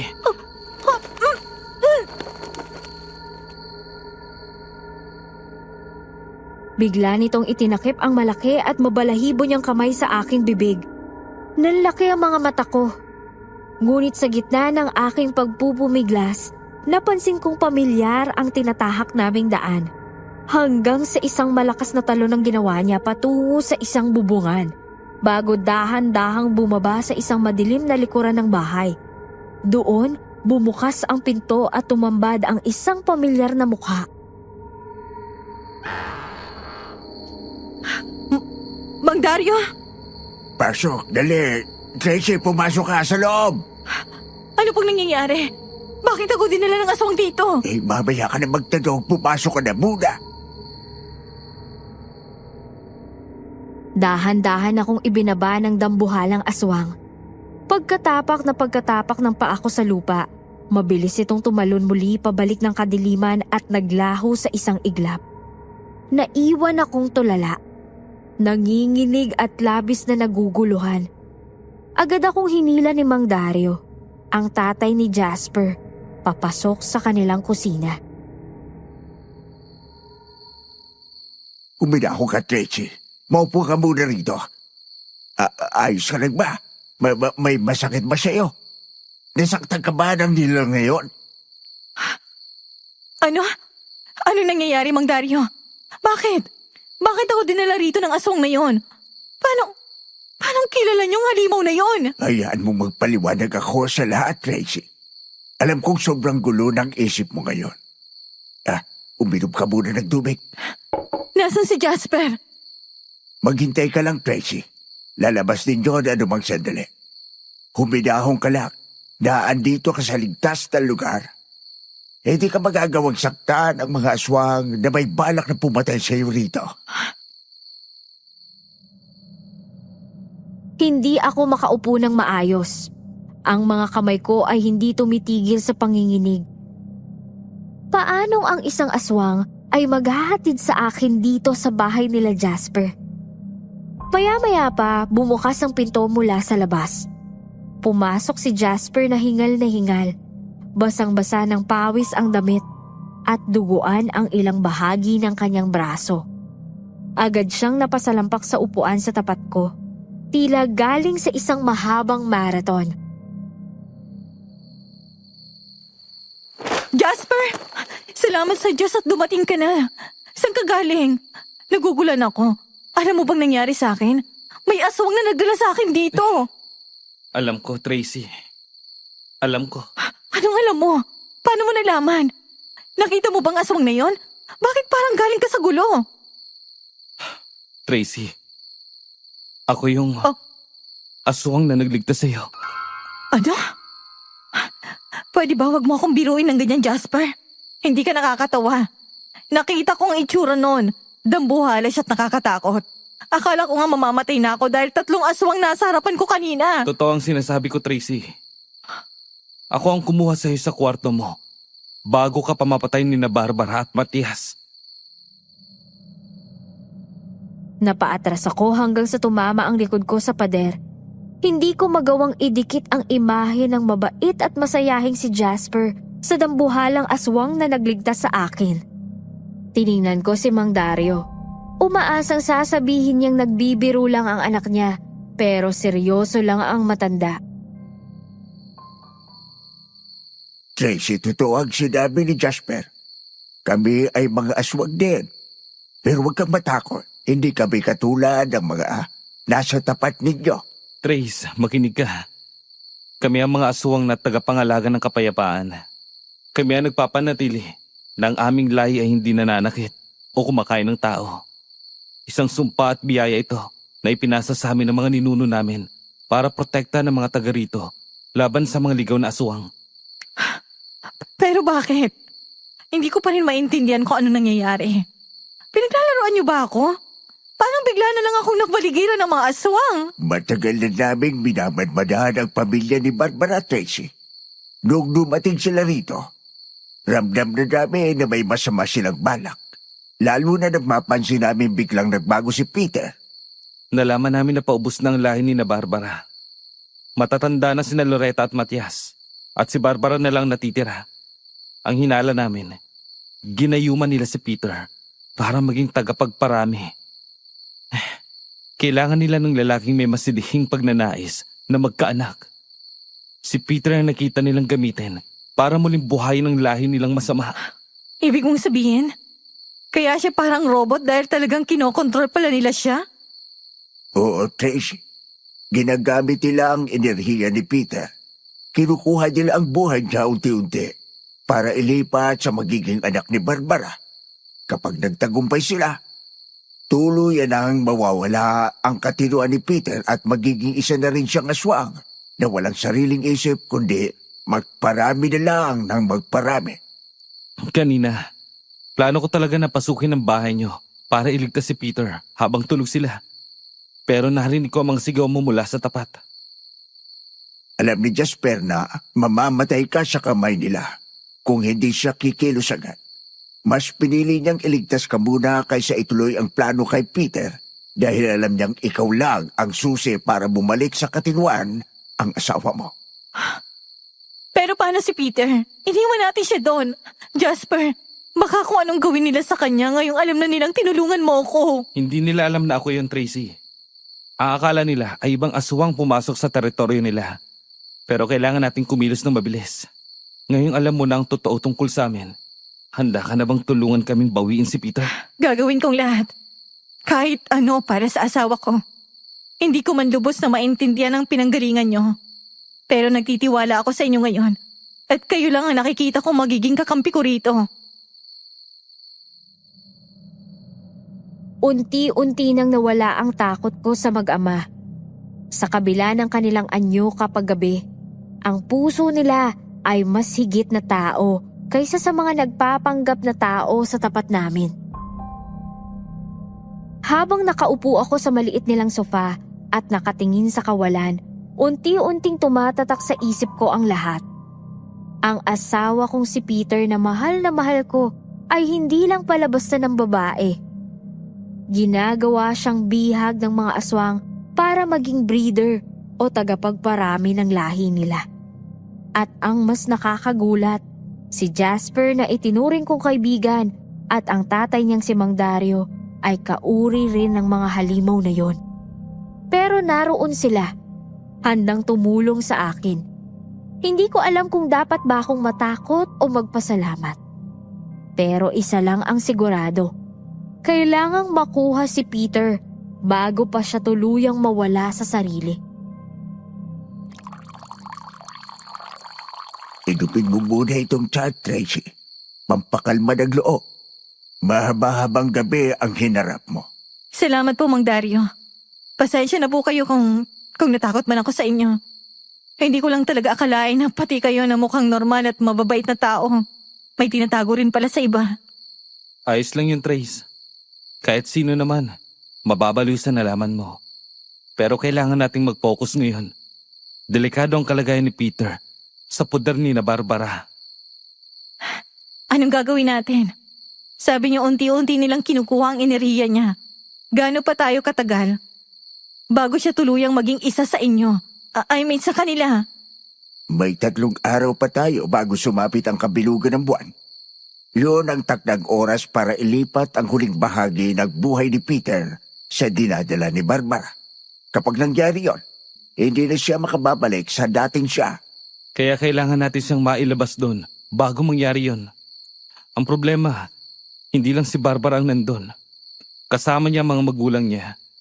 Kung siya lang sana ang kalaban, magiging madali lang pero hindi eh. Ang uri nila ay may kaalaman din sa salamangka. Jasper, kaya mo ba silang labanan? Sabi mo hindi nila alam na ikaw ang tumulong sa akin kagabi. Hindi nila alam na ako yun. Pero siguradong alerto na sila ngayon. Akala nila may ibang pumasok sa teritoryo nila. Akala siguro nila sila lang ang nabubuhay na aswang dito. Pero nagkamali sila ng pinuntahan. Dahil hindi nila ako kilala. At gagamitin ko yung pagkakataon na yun para makalapit ulit.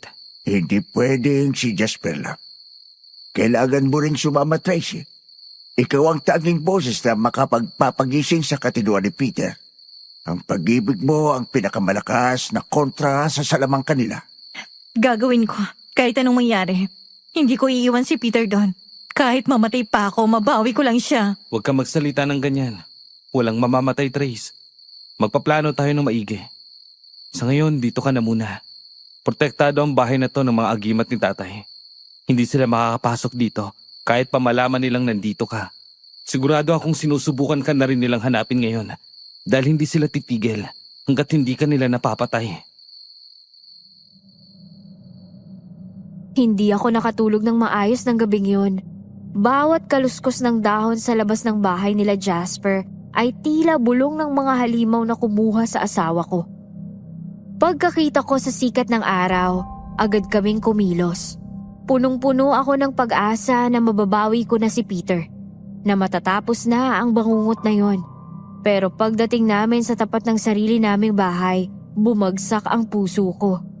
Bukas ang gate, malawak ang pagkakaawang ng pinto at wala na ang sasakyan sa garahe. Parang hinipan ng masamang hangin ang lahat ng buhay sa loob ng bahay na yon. Peter? Peter! Jasper, wala sila rito. Wala na pati mga gamit nila, Barbara. Parang umalis na yata sila. Tracy, dahan-dahan. Huwag kang basta-basta papasok. Baka may iniwan silang bitag. Wala sila rito. Ginamit nilang kotse namin. Paano kung inilayo na nila siya sa probinsyang ito?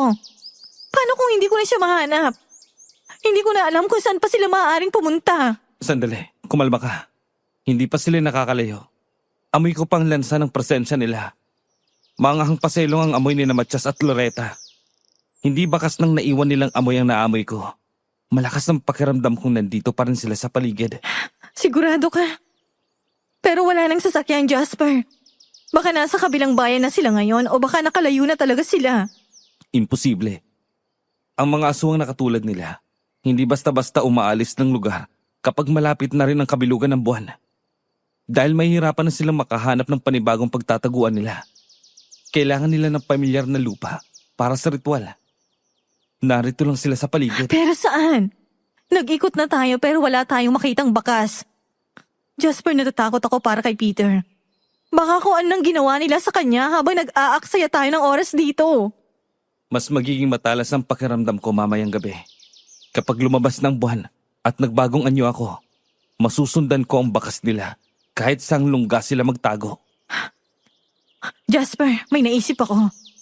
Nung bago pa lang sila rito, may inuupahan silang lumang apartment sa dulo, yung malapit sa ilog. Gaya ng kwento ni Peter noon, bago pa pumasok si Barbara sa trabaho at makilala niya. Hindi kaya nandun sila? Maaari. Madalim doon at malayo sa ibang bahay. Tamang-tama para sa gagawin nilang ritual. Tara na, punta natin ngayon din. Pwede, Tracy. Delikado. Kung nandun nga sila, siguradong nakabantay mga yun. Hintayin nating gumabi para mas malakas ako. At mas mabuting ako na lang ang pumunta. Ano? Hindi, sasama ako, Jasper. Buhay ng asawa kong nakasalalay rito. Hindi ako pwedeng maupo lang dito at maghintay kung babalik ka pa o hindi. Maiipit ka lang sa gulo. Kapag nag-amok si Matias, hindi kita mapoprotektan habang nakikipaglaban ako. Maghahanda ako. Pupuntahan ko si Lola Martina. Alam kong may mga alam siyang iba pang mabisang pangontra. Kung aswang sila, may kahinaan sila, di ba? Hindi ako papayag na makuha nila si Peter nang walang laban. Hindi na nakipagtalo pa si Jasper nang makita ang determinasyon sa mga mata ko. Alam niyang kahit itali niya ako, ay gagawa ako ng paraan. Agad akong nagtungo sa bahay ni Lola Martina. Habang naglalakad ako patungo sa kanya, ang bawat hakbang ko ay puno ng galit at takot. Galit para sa mga halimaw na sumira sa pamilya ko. At takot na baka huli na ang lahat para kay Peter. Ano't naparito ka ulit, Apo? Anong nangyari? Lola, kinuha nila si Peter. Wala na sila sa bahay. May paraan po ba para mapuksa sila? O kahit man lang mapahina para makuha ko ang asawa ko? May mga paraan, Apo. Pero kailangan mo ng matibay na loob. Maraming kahinaan ng aswang pero ang isa sa pinakamabisa bukod sa buntot paagi ay ang pilak. Pilak po. Kahit anong bagay na gawa sa pilak, makakaapekto ng labis-labis sa kanila kapag nadikit ito sa balat nila. Parang mapapaso sila ng kumukulong asopre. Sapat na po ba yan para talunin sila? Dalhin mo lahat ng bagay na sinabi ko sa iyo. lalo na ang pilak. Pero ang pinakamahalaga, Tracy, ay ang boses mo. Ang boses ko? Paano pong boses? Umusal ka palagi ng panalangin. Isa pa, ang sumpa ng aswang kay Peter ay nakabase sa panlilinlang. Kailangan mong tawagin ang tunay niyang pangalan nang may buong pagmamahal at otoridad bilang asawa. Iyon ang kaisa-isang bagay na hindi kayang gayahin o kontrolin ng mga halimaw. Gagawin ko po, Lola. Kahit maubos ang boses ko, tatawagin ko siya. Mag-ingat ka, Apo. Ang gabi ay sa kanila. Pero ang puso ng isang asawang nagmamahal ay may sariling liwanag. Huwag kang papayag na lamunin ng dilim si Peter. Gamitin mo ang boses mo at alalahanin mo ang sinumpaan nyo sa harap ng simbahan na ang relasyon nyo ay may Diyos sa gitna. Kung nasa dilim ang isa, akayin dapat ang isa pabalik sa liwanag nang walang magawa ang kadiliman kundi masupil. Salamat po, La. Mabuti na lang nandyan kayo. Palagi ako may mga bagay na natututunan sa inyo. Ako ang nagpalaki sa iyo, kaya alam ko kung gaano kakatapang. Tama ang ginagawa mo, Tracy. Ipaglaban mo kung anong sayo at kung anong alam mong tama. Napayakap na lang ako kay Lola Martina bago ako muling magpaalam sa kanya at binalikan sina Jasper at Mang Dario. Nang gabing yon, tila naging mas madilim kaysa sa mga nagdaang gabi. Hating gabi na nang simulan namin ang paglalakad at bawat kaluskos ng tuyong dahon sa ilalim ng aking mga paa ay tila isang babala. Ako ang nakatalagang mag-lookout sa unahan. Kailangang masigurong walang ibang tao o gising na kapitbahay sa paligid. Sa likuran ko, naramdaman ko ang presensya ni na Jasper at Mang Dario. Hindi sila gumagawa ng kahit anong ingay. Parang mga anino na sumusunod sa dilim upang walang makakita sa amin. Ang kanilang mga matay nagliliwanag ng bahagya. At bawat sandali ay humihinto sila para amuyin ang hangin. Malapit na tayo. Naririnig mo ba ang agos ng ilog? Doon sa bandaron? Inamoy ko na sila ba? Malansa. Mas malansa pa sa bulok na isda na may halong dugo. Sigurado ba kayo? Wala nang masyadong bahay rito. Parang abandonado ng lugar nito. Diyan sila mas komportable. Sa lugar kung saan walang makakarinig sa manghiyaw. Tingnan mo yung bahay na yun sa dulo. Yung walang kahit isang ilaw. Doon ang pugad nila. Naroon ang pamilya ni Barbara. At naroon din ang amoy ng asawa mo, Tracy. Pero mahina na ito. Tila unti-unti nang nauupos na kandila. Peter, Diyos ko. Sana buhay pa siya. Huwag kang panghinaan ng loob, Tracy. Tandaan mo ang turo ni Lola Martina. Ang boses mo ang sandata mo. Pero kami muna ang bahala sa labas. Tumitig ako sa direksyong itinuro ni Jasper. Isang bahay na tila nakatayo sa gitna ng kawalan. Napapalibutan ng matatayog na talahib at malalaking puno. Walang kahit anong liwanag na nanggagaling sa loob nito. Ngunit tila may bumubulong sa aking kaisipan na kailangan ko nang magmadali. Kinumpirma ni na Jasper at Mang Dario sa pamamagitan ng isang tinginan. Naroon nga sila. Hindi na kami nag-atubili. Sa utos ni Mang Dario, mabilis kaming sumugod patungo sa pintuan ng bahay. Hindi na kami kumatok. Wala nang pasintabi. Sino kayo? Anong ginagawa niyo rito? Mga lapastangan, paano nyo natunton ang lugar na to? Alam niyo kung sino kami, Matyas. At kung anong uri man kaming aswang. Hindi niyo pwedeng angkinin ang hindi sa inyo sa lugar na ito.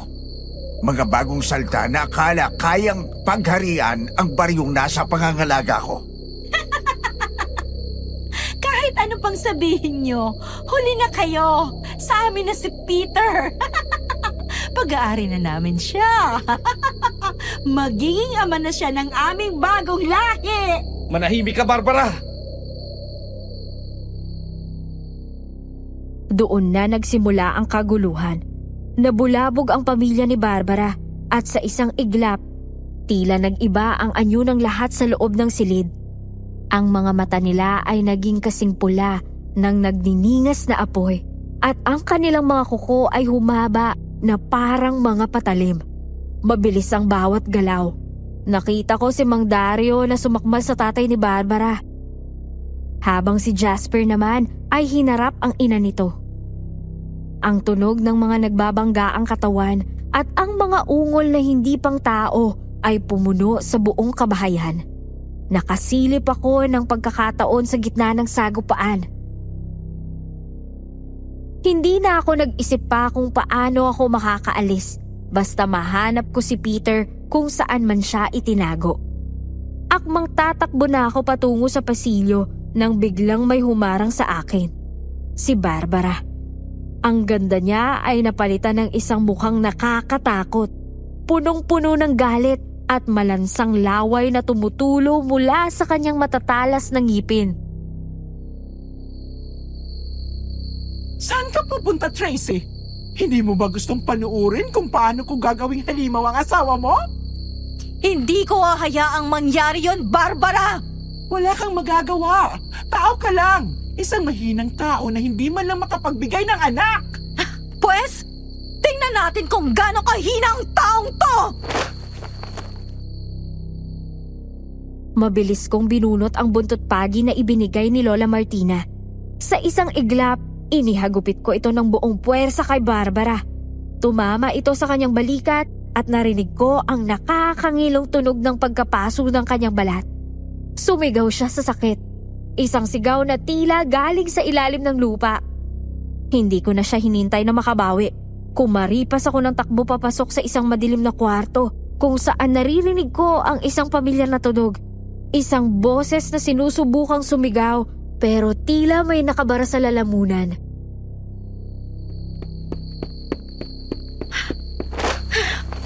Peter!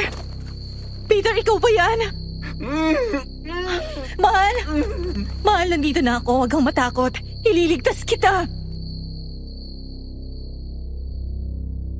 Nakita ko siya sa sulok. Nakatali ang mga kamay at paa ng makapal na kadena.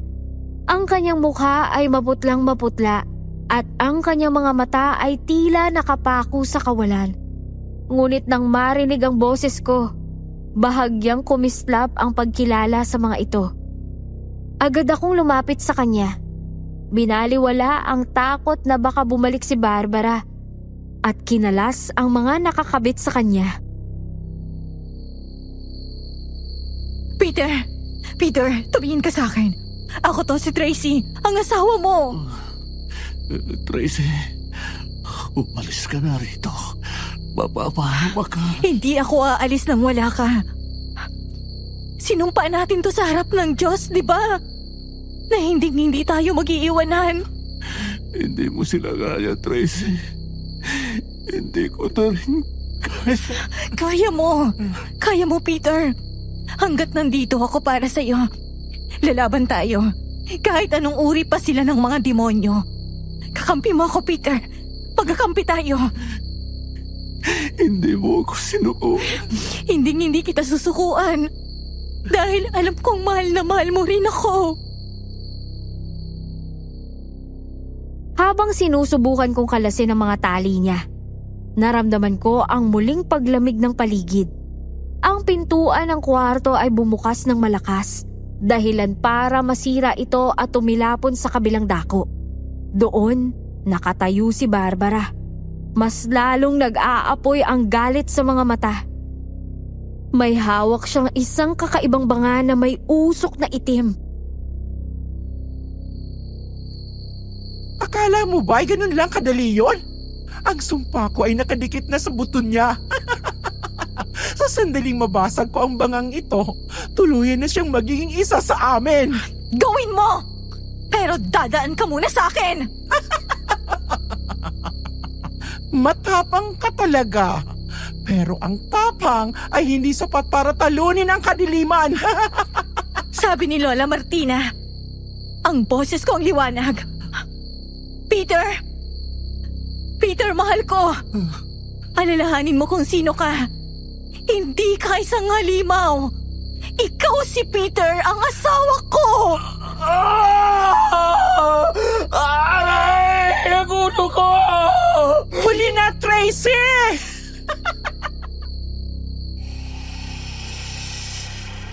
Nabalot ng itim na usok ang buong kwarto.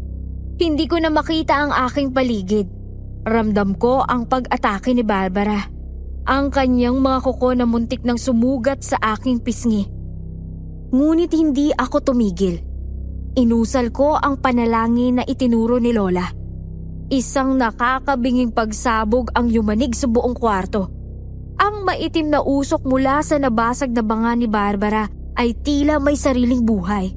Gumagapang ito patungo kay Peter na parang mga gutom na galamay. Ngunit sa gitna ng kadiliman, hindi ako natinag. Naalala ko ang turo ni Lola Martina. Ang pag-ibig na tapat ay mas maliwanag pa sa anumang sulo. Huminga ako ng malalim. Hinayaan ang boses ko na magmula sa kaibuturan ng aking puso at sumigaw. Peter! Peter, tumingin ka sa akin. Ako to si Tracy. Hindi ka nila pag-aari. Akin ka lang. Ako ang asawa mo at hindi para sa kanila. Wala na siya, Tracy! Ang itim na usok ay nasa loob na ng kanyang baga. Mamaya lang, lalabas na ang kanyang mga kuko at pangil. Tracy, umayo ka. Hindi ko na kaya. Kaya mo, Peter. Isipin mo yung mga pangarap natin. Isipin mo yung bawat umaga na pinagluluto kita ng paborito mong pagkain. Mahal, huwag kang bibitaw. Manahimik ka! Tay! Nay! Bilisan na natin at may kailangan pa tayong tapusin! Biglang sumulpot mula sa anino sina Matias at Loretta. Nakatakas sa mag-ama nang marinig ang sigaw ng kanilang anak. Ang mga mata nila ay nagnininga sa pula. Akmang lulundag na sila sa akin nang biglang mawasak ang bintana ng kwarto. Dalawang figura ang mabilis na pumasok, sina Jasper at Mang Dario, na mabilis ding nakasunod.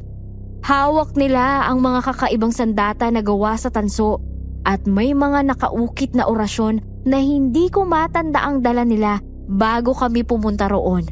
Pero hindi ko na yon inisip pa masyado. Tracy! Peter! Tumabi kayo! Tay, ngayon na! Sa ngalan ng aming lahi na pinagtaksilan ninyo, mamamatay kayo! Dario, ikaw ang traidor. Aswang ka pero masyado kang makatao. Pinili mo ang mga tao kaysa sa sarili nating kauri. Hindi ako traidor, Matias. Pinili ko lang ang tama. Ang pumatay ng kapwa at gumamit ng itim na sining ay hindi gawain ng tunay na lipi. Sugurin sila! Huwag silang hayaang makalapit sa banga! Naging magulo ang paligid. Si Jasper ay mabilis na hinarap si Matias. Ang bawat galaw niya ay parang singtalim at singbilis ng kidlat. Habang si Mang Dario naman ay hinarap si Loretta. Ako naman, patuloy na gumagapang patungo kay Peter na ngayon ay nangingisay na sa sahig. Ang balat niya ay tila nagbabago ang kulay. Matias! Itigil mo na to! Alam mong hindi kayo mananalo! Hindi ako titigil. Kukunin namin ang lalaking yan para sa aming lahi. Siya magpapatuloy sa aming sumpa! Hanggat huminga kami, hindi niyo siya makukuha! Peter! Peter, naririnig mo ba ako? Hawakan mo ang kamay ko! Tracy, mahal ko. Patawarin mo ako. bigat! Sobrang bigat! Hindi! Huwag kang hihingi ng tawag. Labanan mo yan. Tumingin ka sa mga mata ko, Peter. Isipin mong pag-ibig ko sa'yo. Mas malakas yan kesa sa kahit anong sumpa. Hinawakan ko ang kanyang mga kamay. Malamig ito. Halos parang yelo. Pero hindi ko binitawan. Ipinikit ko ang aking mga mata at nanalangin ng taimtim. Naramdaman ko ang init na dumadaloy mula sa akin patungo sa kanya. Ang itim na usok na bumabalot sa kanya ay nagsimulang maglaho. Tila sumisingaw sa tindi ng init ng aking yakap. Hindi maaari! Paano nangyayari ito? Ang sumpa ko ay hindi dapat napapasag na isang hamak na tao lang! Dahil ang pag-ibig, Barbara, ay hindi isang sumpa. Ito ay isang biyaya na kailanman ay hindi nyo maintindihan. Papatayin ko kayong lahat! Papatayin ko kayo! Akmang lulundag si Barbara sa akin nang harangan siya ni Jasper.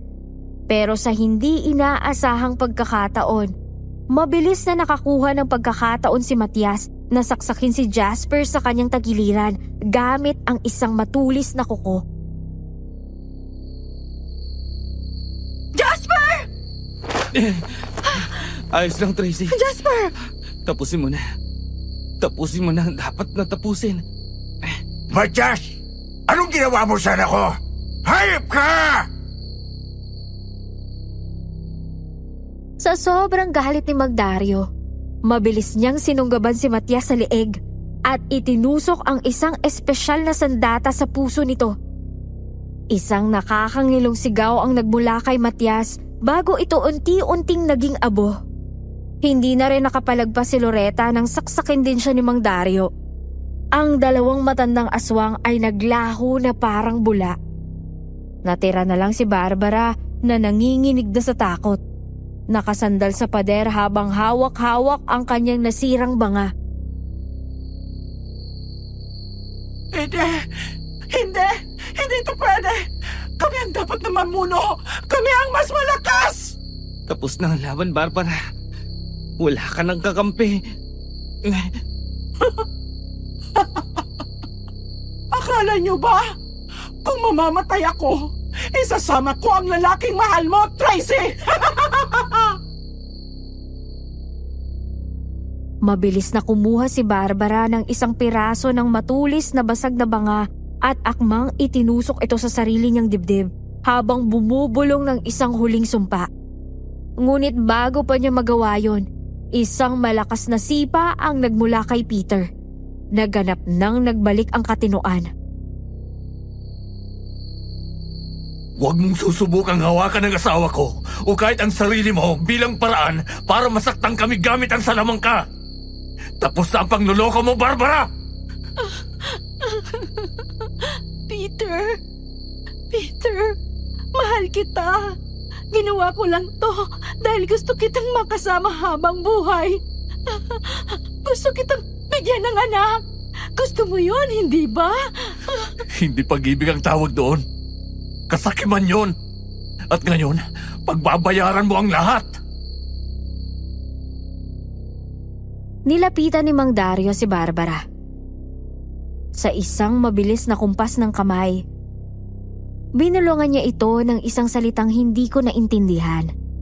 Biglang nanlaki ang mga mata ni Barbara at unti-unti siyang naging isang maliit at itim na ibon na mabilis na lumipad palabas ng bintana. Ang huni nito ay punong-puno ng pighati. Napaluhod ako sa pagod. Tumingin ako kay Peter at doon ko nakita ang lalaking mahal ko. Ang lalaking nakilala ko 10 taon na ang nakakalipas. Wala na ang lamig sa kanyang mga mata. Sa halip, puno ito ng pagsisisi at luha. Tracy, mahal. Patawarin mo ako. Wala akong maalala. Pero nararamdaman ko ang sakit na idinulot ko sa'yo. Yung mga salitang sinabi ko. Yung pagtaboy ko sa'yo. Patawarin mo ako, mahal ko. Huwag ka na magsalita. Alam ko, Peter. Alam ko hindi mo sinasadyang lahat ng yon. Ang mahalaga, nandito ka na. Kasama na kita. Paano mo ako nagawang iligtas? Pagkatapos ng lahat ng ginawa ko, pinatira ko sila. Pinalayas kita sa sarili nating bahay. Wala akong kwenta kasawa. Dahil mahal kita, Peter. At ang pag-ibig, hindi lang para sa masasayang oras.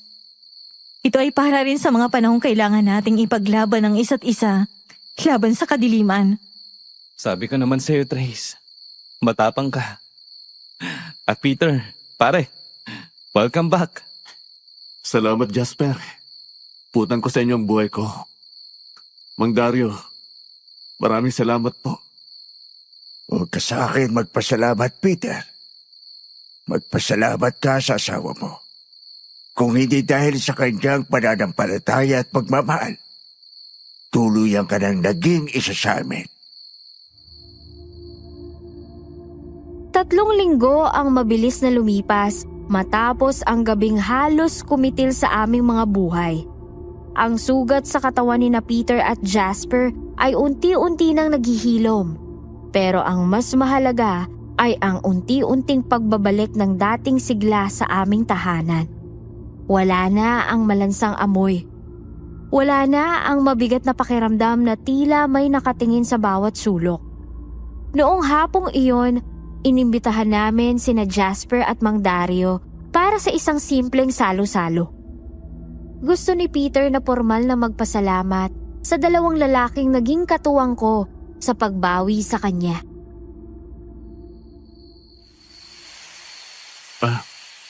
Jasper, dandanan sa pag-upo. Baka bumukay ang tahi mo sa tagiliran. Sus, maliit na bagay lang to, Peter. Sanay na ako sa ganito. Di ba, tay? Sanay ka nang masugatan dahil sa katigasan ng ulo mo, Jasper.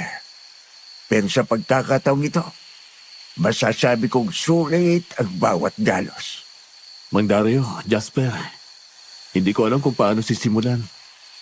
Noong mga panahon wala ako sa sarili ko, nung nilalamon na ako ng itim na sining ni Barbara, pakiramdam ko ay nasa loob ako ng isang mahabang bangungot.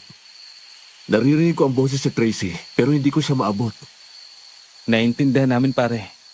Hindi mo ginusto ang mga nangyari. Biktima ka rin. Alam ko.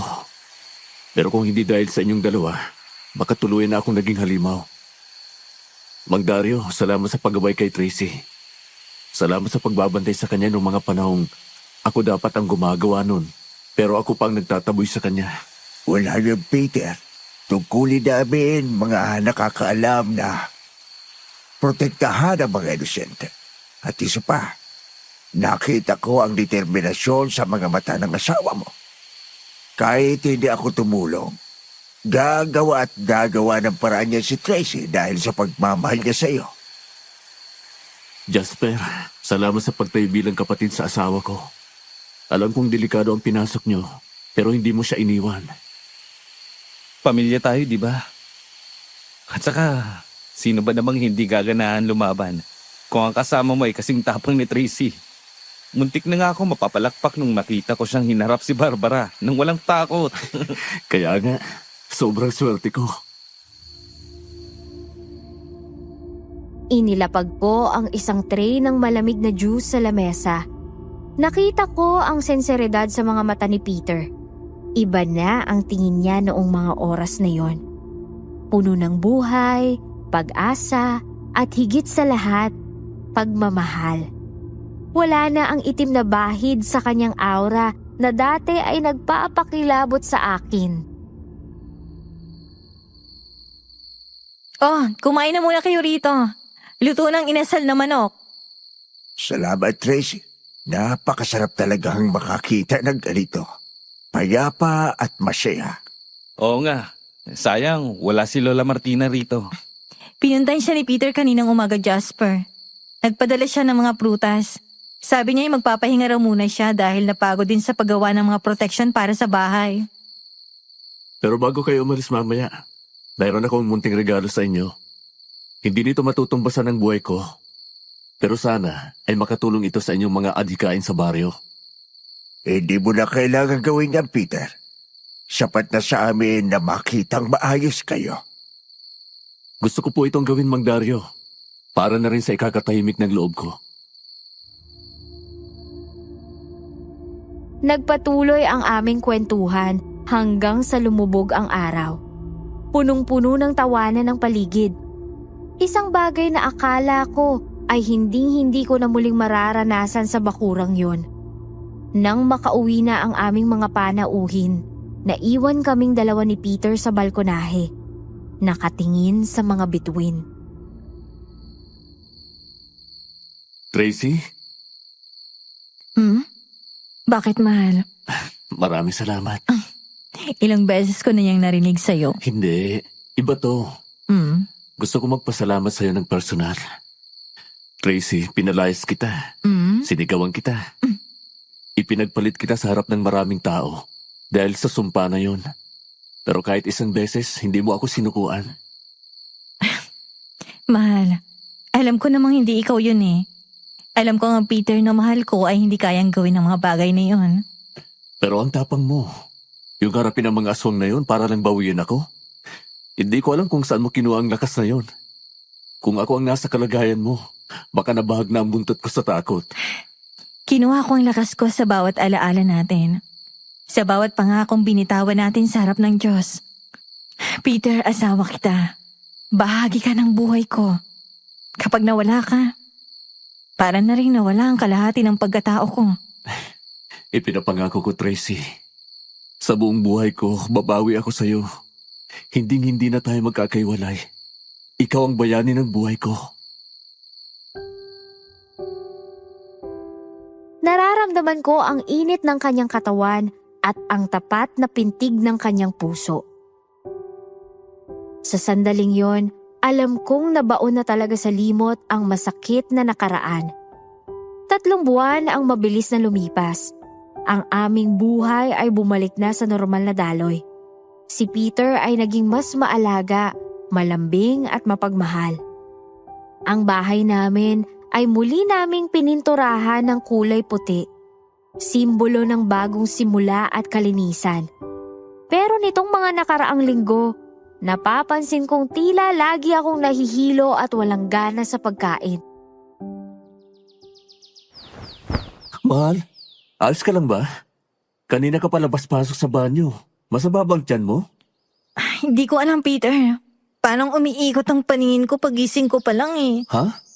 Magpatingin na kaya tayo sa doktor. Nag-aalala na ako eh. Baka kung ano na yan. May hinala ako, Peter. Pero gusto ko munang masigurado. Pwede mo ba akong ibili ng pregnancy test sa butika? Nakita ko ang panlalaki ng mga mata ni Peter.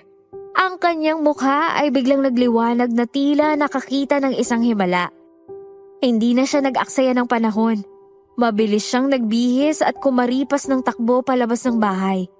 Makalipas ang 30 minuto, bumalik siyang hinihingal pero may dalang supot. Nakaupo ako sa gilid ng CR.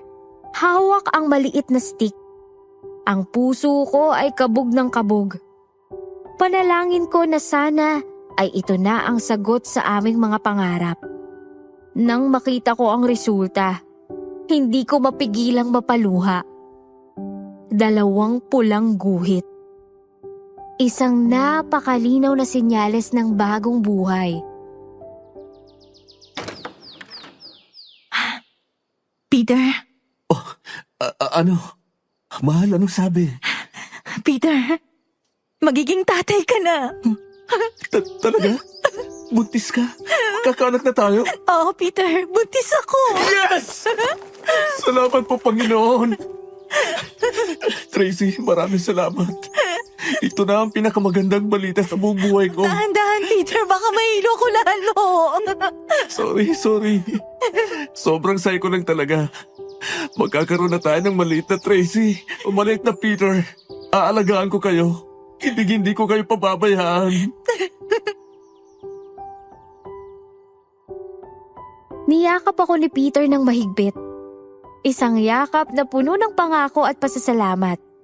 Sa kabila ng lahat ng dilim na pinagdaanan namin, Sa dulo ay may isang maliit na anghel na magsisilbing bunga ng aming pagmamahalan. 6 na taon na ang lumipas simula noon at sa bawat umagang nagigising ako sa piling ni Peter at ng aming 2 anak, hindi ko mapigilang magpasalamat sa langit. Ang aming panganay na si PJ ay 6 na taong gulang na. Habang ang sumunod naman ay isang makulit na batang babaeng si Sabrina. Maayos at payapa ang aming buhay. Malayo sa bangungot ng nakaraan. Sina Jasper at Mang Dario naman ay nananatiling malapit naming kaibigan. Ang kanilang tunay na pagkakakilanlan at ang kabayanihang ginawa nila para sa amin ay isang sagradong sikreto na dadalhin namin ni Peter hanggang sa aming huling hininga. Natutunan ko na ang tunay na pag-ibig ay hindi lang emosyon, kundi isang desisyon na lumaban kahit sa gitna ng kawalan ng pag-asa. Hindi sapat ang maniwala.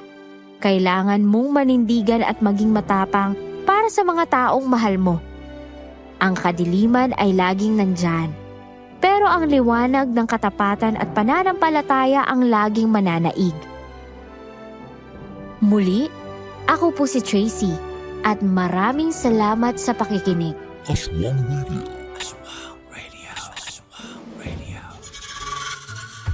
Magandang araw mga ka-Aswang Radio!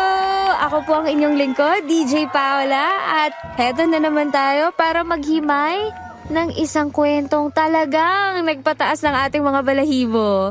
Ito pong kwento ni Tracy at Peter ay hindi lang basta katatakutan no? Isa itong paalala na ang tunay na kalaban ay minsan ay nasa tabi lang natin o sa kasong ito nasa apartment lang. Pag-usapan natin ang mga tauhan. Unahin natin itong si Tracy. Mga ka-listeners, bilib ako. Sobrang bilib ako sa katapangan ng babaeng ito. Imagine ninyo, pinalayas na siya sa sarili niyang bahay at pinalitan ng kabit. Pero hindi siya sumuko.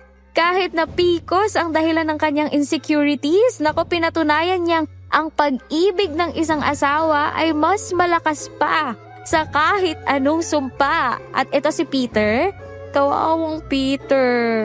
Dahil sa paghahangad niya na magkaanak, naging biktima siya ng salamangka ng mga aswang para gawing breeder. Isang paalala ito sa mga kalalakihan na mag-ingat sa mga dicer na masyadong matalas tumingin. Baka Barbara ang pangalan niyan. At syempre, ang ating Reyna ng malalandi na si Barbara. Siya ang ehemplo ng kasamaang nagtatago sa likod ng magandang mukha. Naku, ginamit niya ang kahinaan ni Peter para sirain ang isang pamilya. Pero huwag kayong mag-alala dahil sa huli naman, yung buntot bagay ni Lola Martina ang tumapos sa kanyang kahibangan. Buti na lang, nako. And eto pa ha, huwag din natin kalimutan sina Jasper at Mang Dario. Sila ang nagpatunay na hindi lahat ng halimaw ay masama. And minsan, ang mga kauri pa nila ang magliligtas sa atin sa oras ng kagipitan. So, ano nga ba yung mga moral lessons na dapat nating itanim sa ating mga puso mula rito? Mula po rito sa ating napakinggang kwento. Una, magtiwala tayo sa ating instinct. Wow, instinct. Sabi nga ni Tracy, naramdaman niya agad yung kakaibang amoy ng lansa at pagbabago ni Peter. Kaya huwag nating ipagwalang bahala ang kutob dahil madalas, ito yung babala ng langit sa dumarating na panganib. At ito, pangalawa, ang pamilya ay dapat pinaglalaban. Yun, importante yun. Hindi sapat na umiyak lang sa sulok kapag may mga agaw, ganyan. Gaya ni Tracy, di ba? Kailangan humingi ng tulong, maghanda ng pilak at buntot pagi at harapin ang dilim para makuha ang liwanag. At eto pa, pangatlo. Dito tayo sa pangatlo. Ang boses ng pagmamahal ay may kapangyarihan. Very powerful siya. Ayon nga kay Lola Martina, 'di ba? Ang pagtawag sa pangalan ng asawa ng may otoridad at pag-ibig ang kaisa-isang bagay na hindi kayang gayahin ng mga halimaw. Hindi nila kayang kopyahin 'yon. At sa bawat relasyon, ang komunikasyon at panalangin ang pinakamabisang proteksyon. Sa huli, tandaan natin na ang tunay na pag-ibig ay isang desisyon. Desisyon na lumaban kahit na nasa gitna ka ng kawalan ng pag-asa. Yun. 6 na taon na ang lumipas at ngayon ay masaya na sina Tracy at Peter. Kasama ang kanilang mga anak na sina PJ at Sabrina. Hello sa inyo! Naku, nagtagumpay ang kabutihan laban sa kadiliman. Kaya kayo, mga kaaswang radio, ano ang inyong insights sa kwentong ito? May naranasan din ba kayong amoy malansa sa inyong paligid? Sige nga, i-comment nyo na ang inyong mga natutunan at karanasan sa baba. Yan. Magbabasa ako ng inyong mga insights. Muli, ito po si DJ Paula na laging nagsasabing, hindi ako nangangain, maliban na lang kung ikaw ang uulamin. Hanggang sa muli, paalam! Aswang Radio.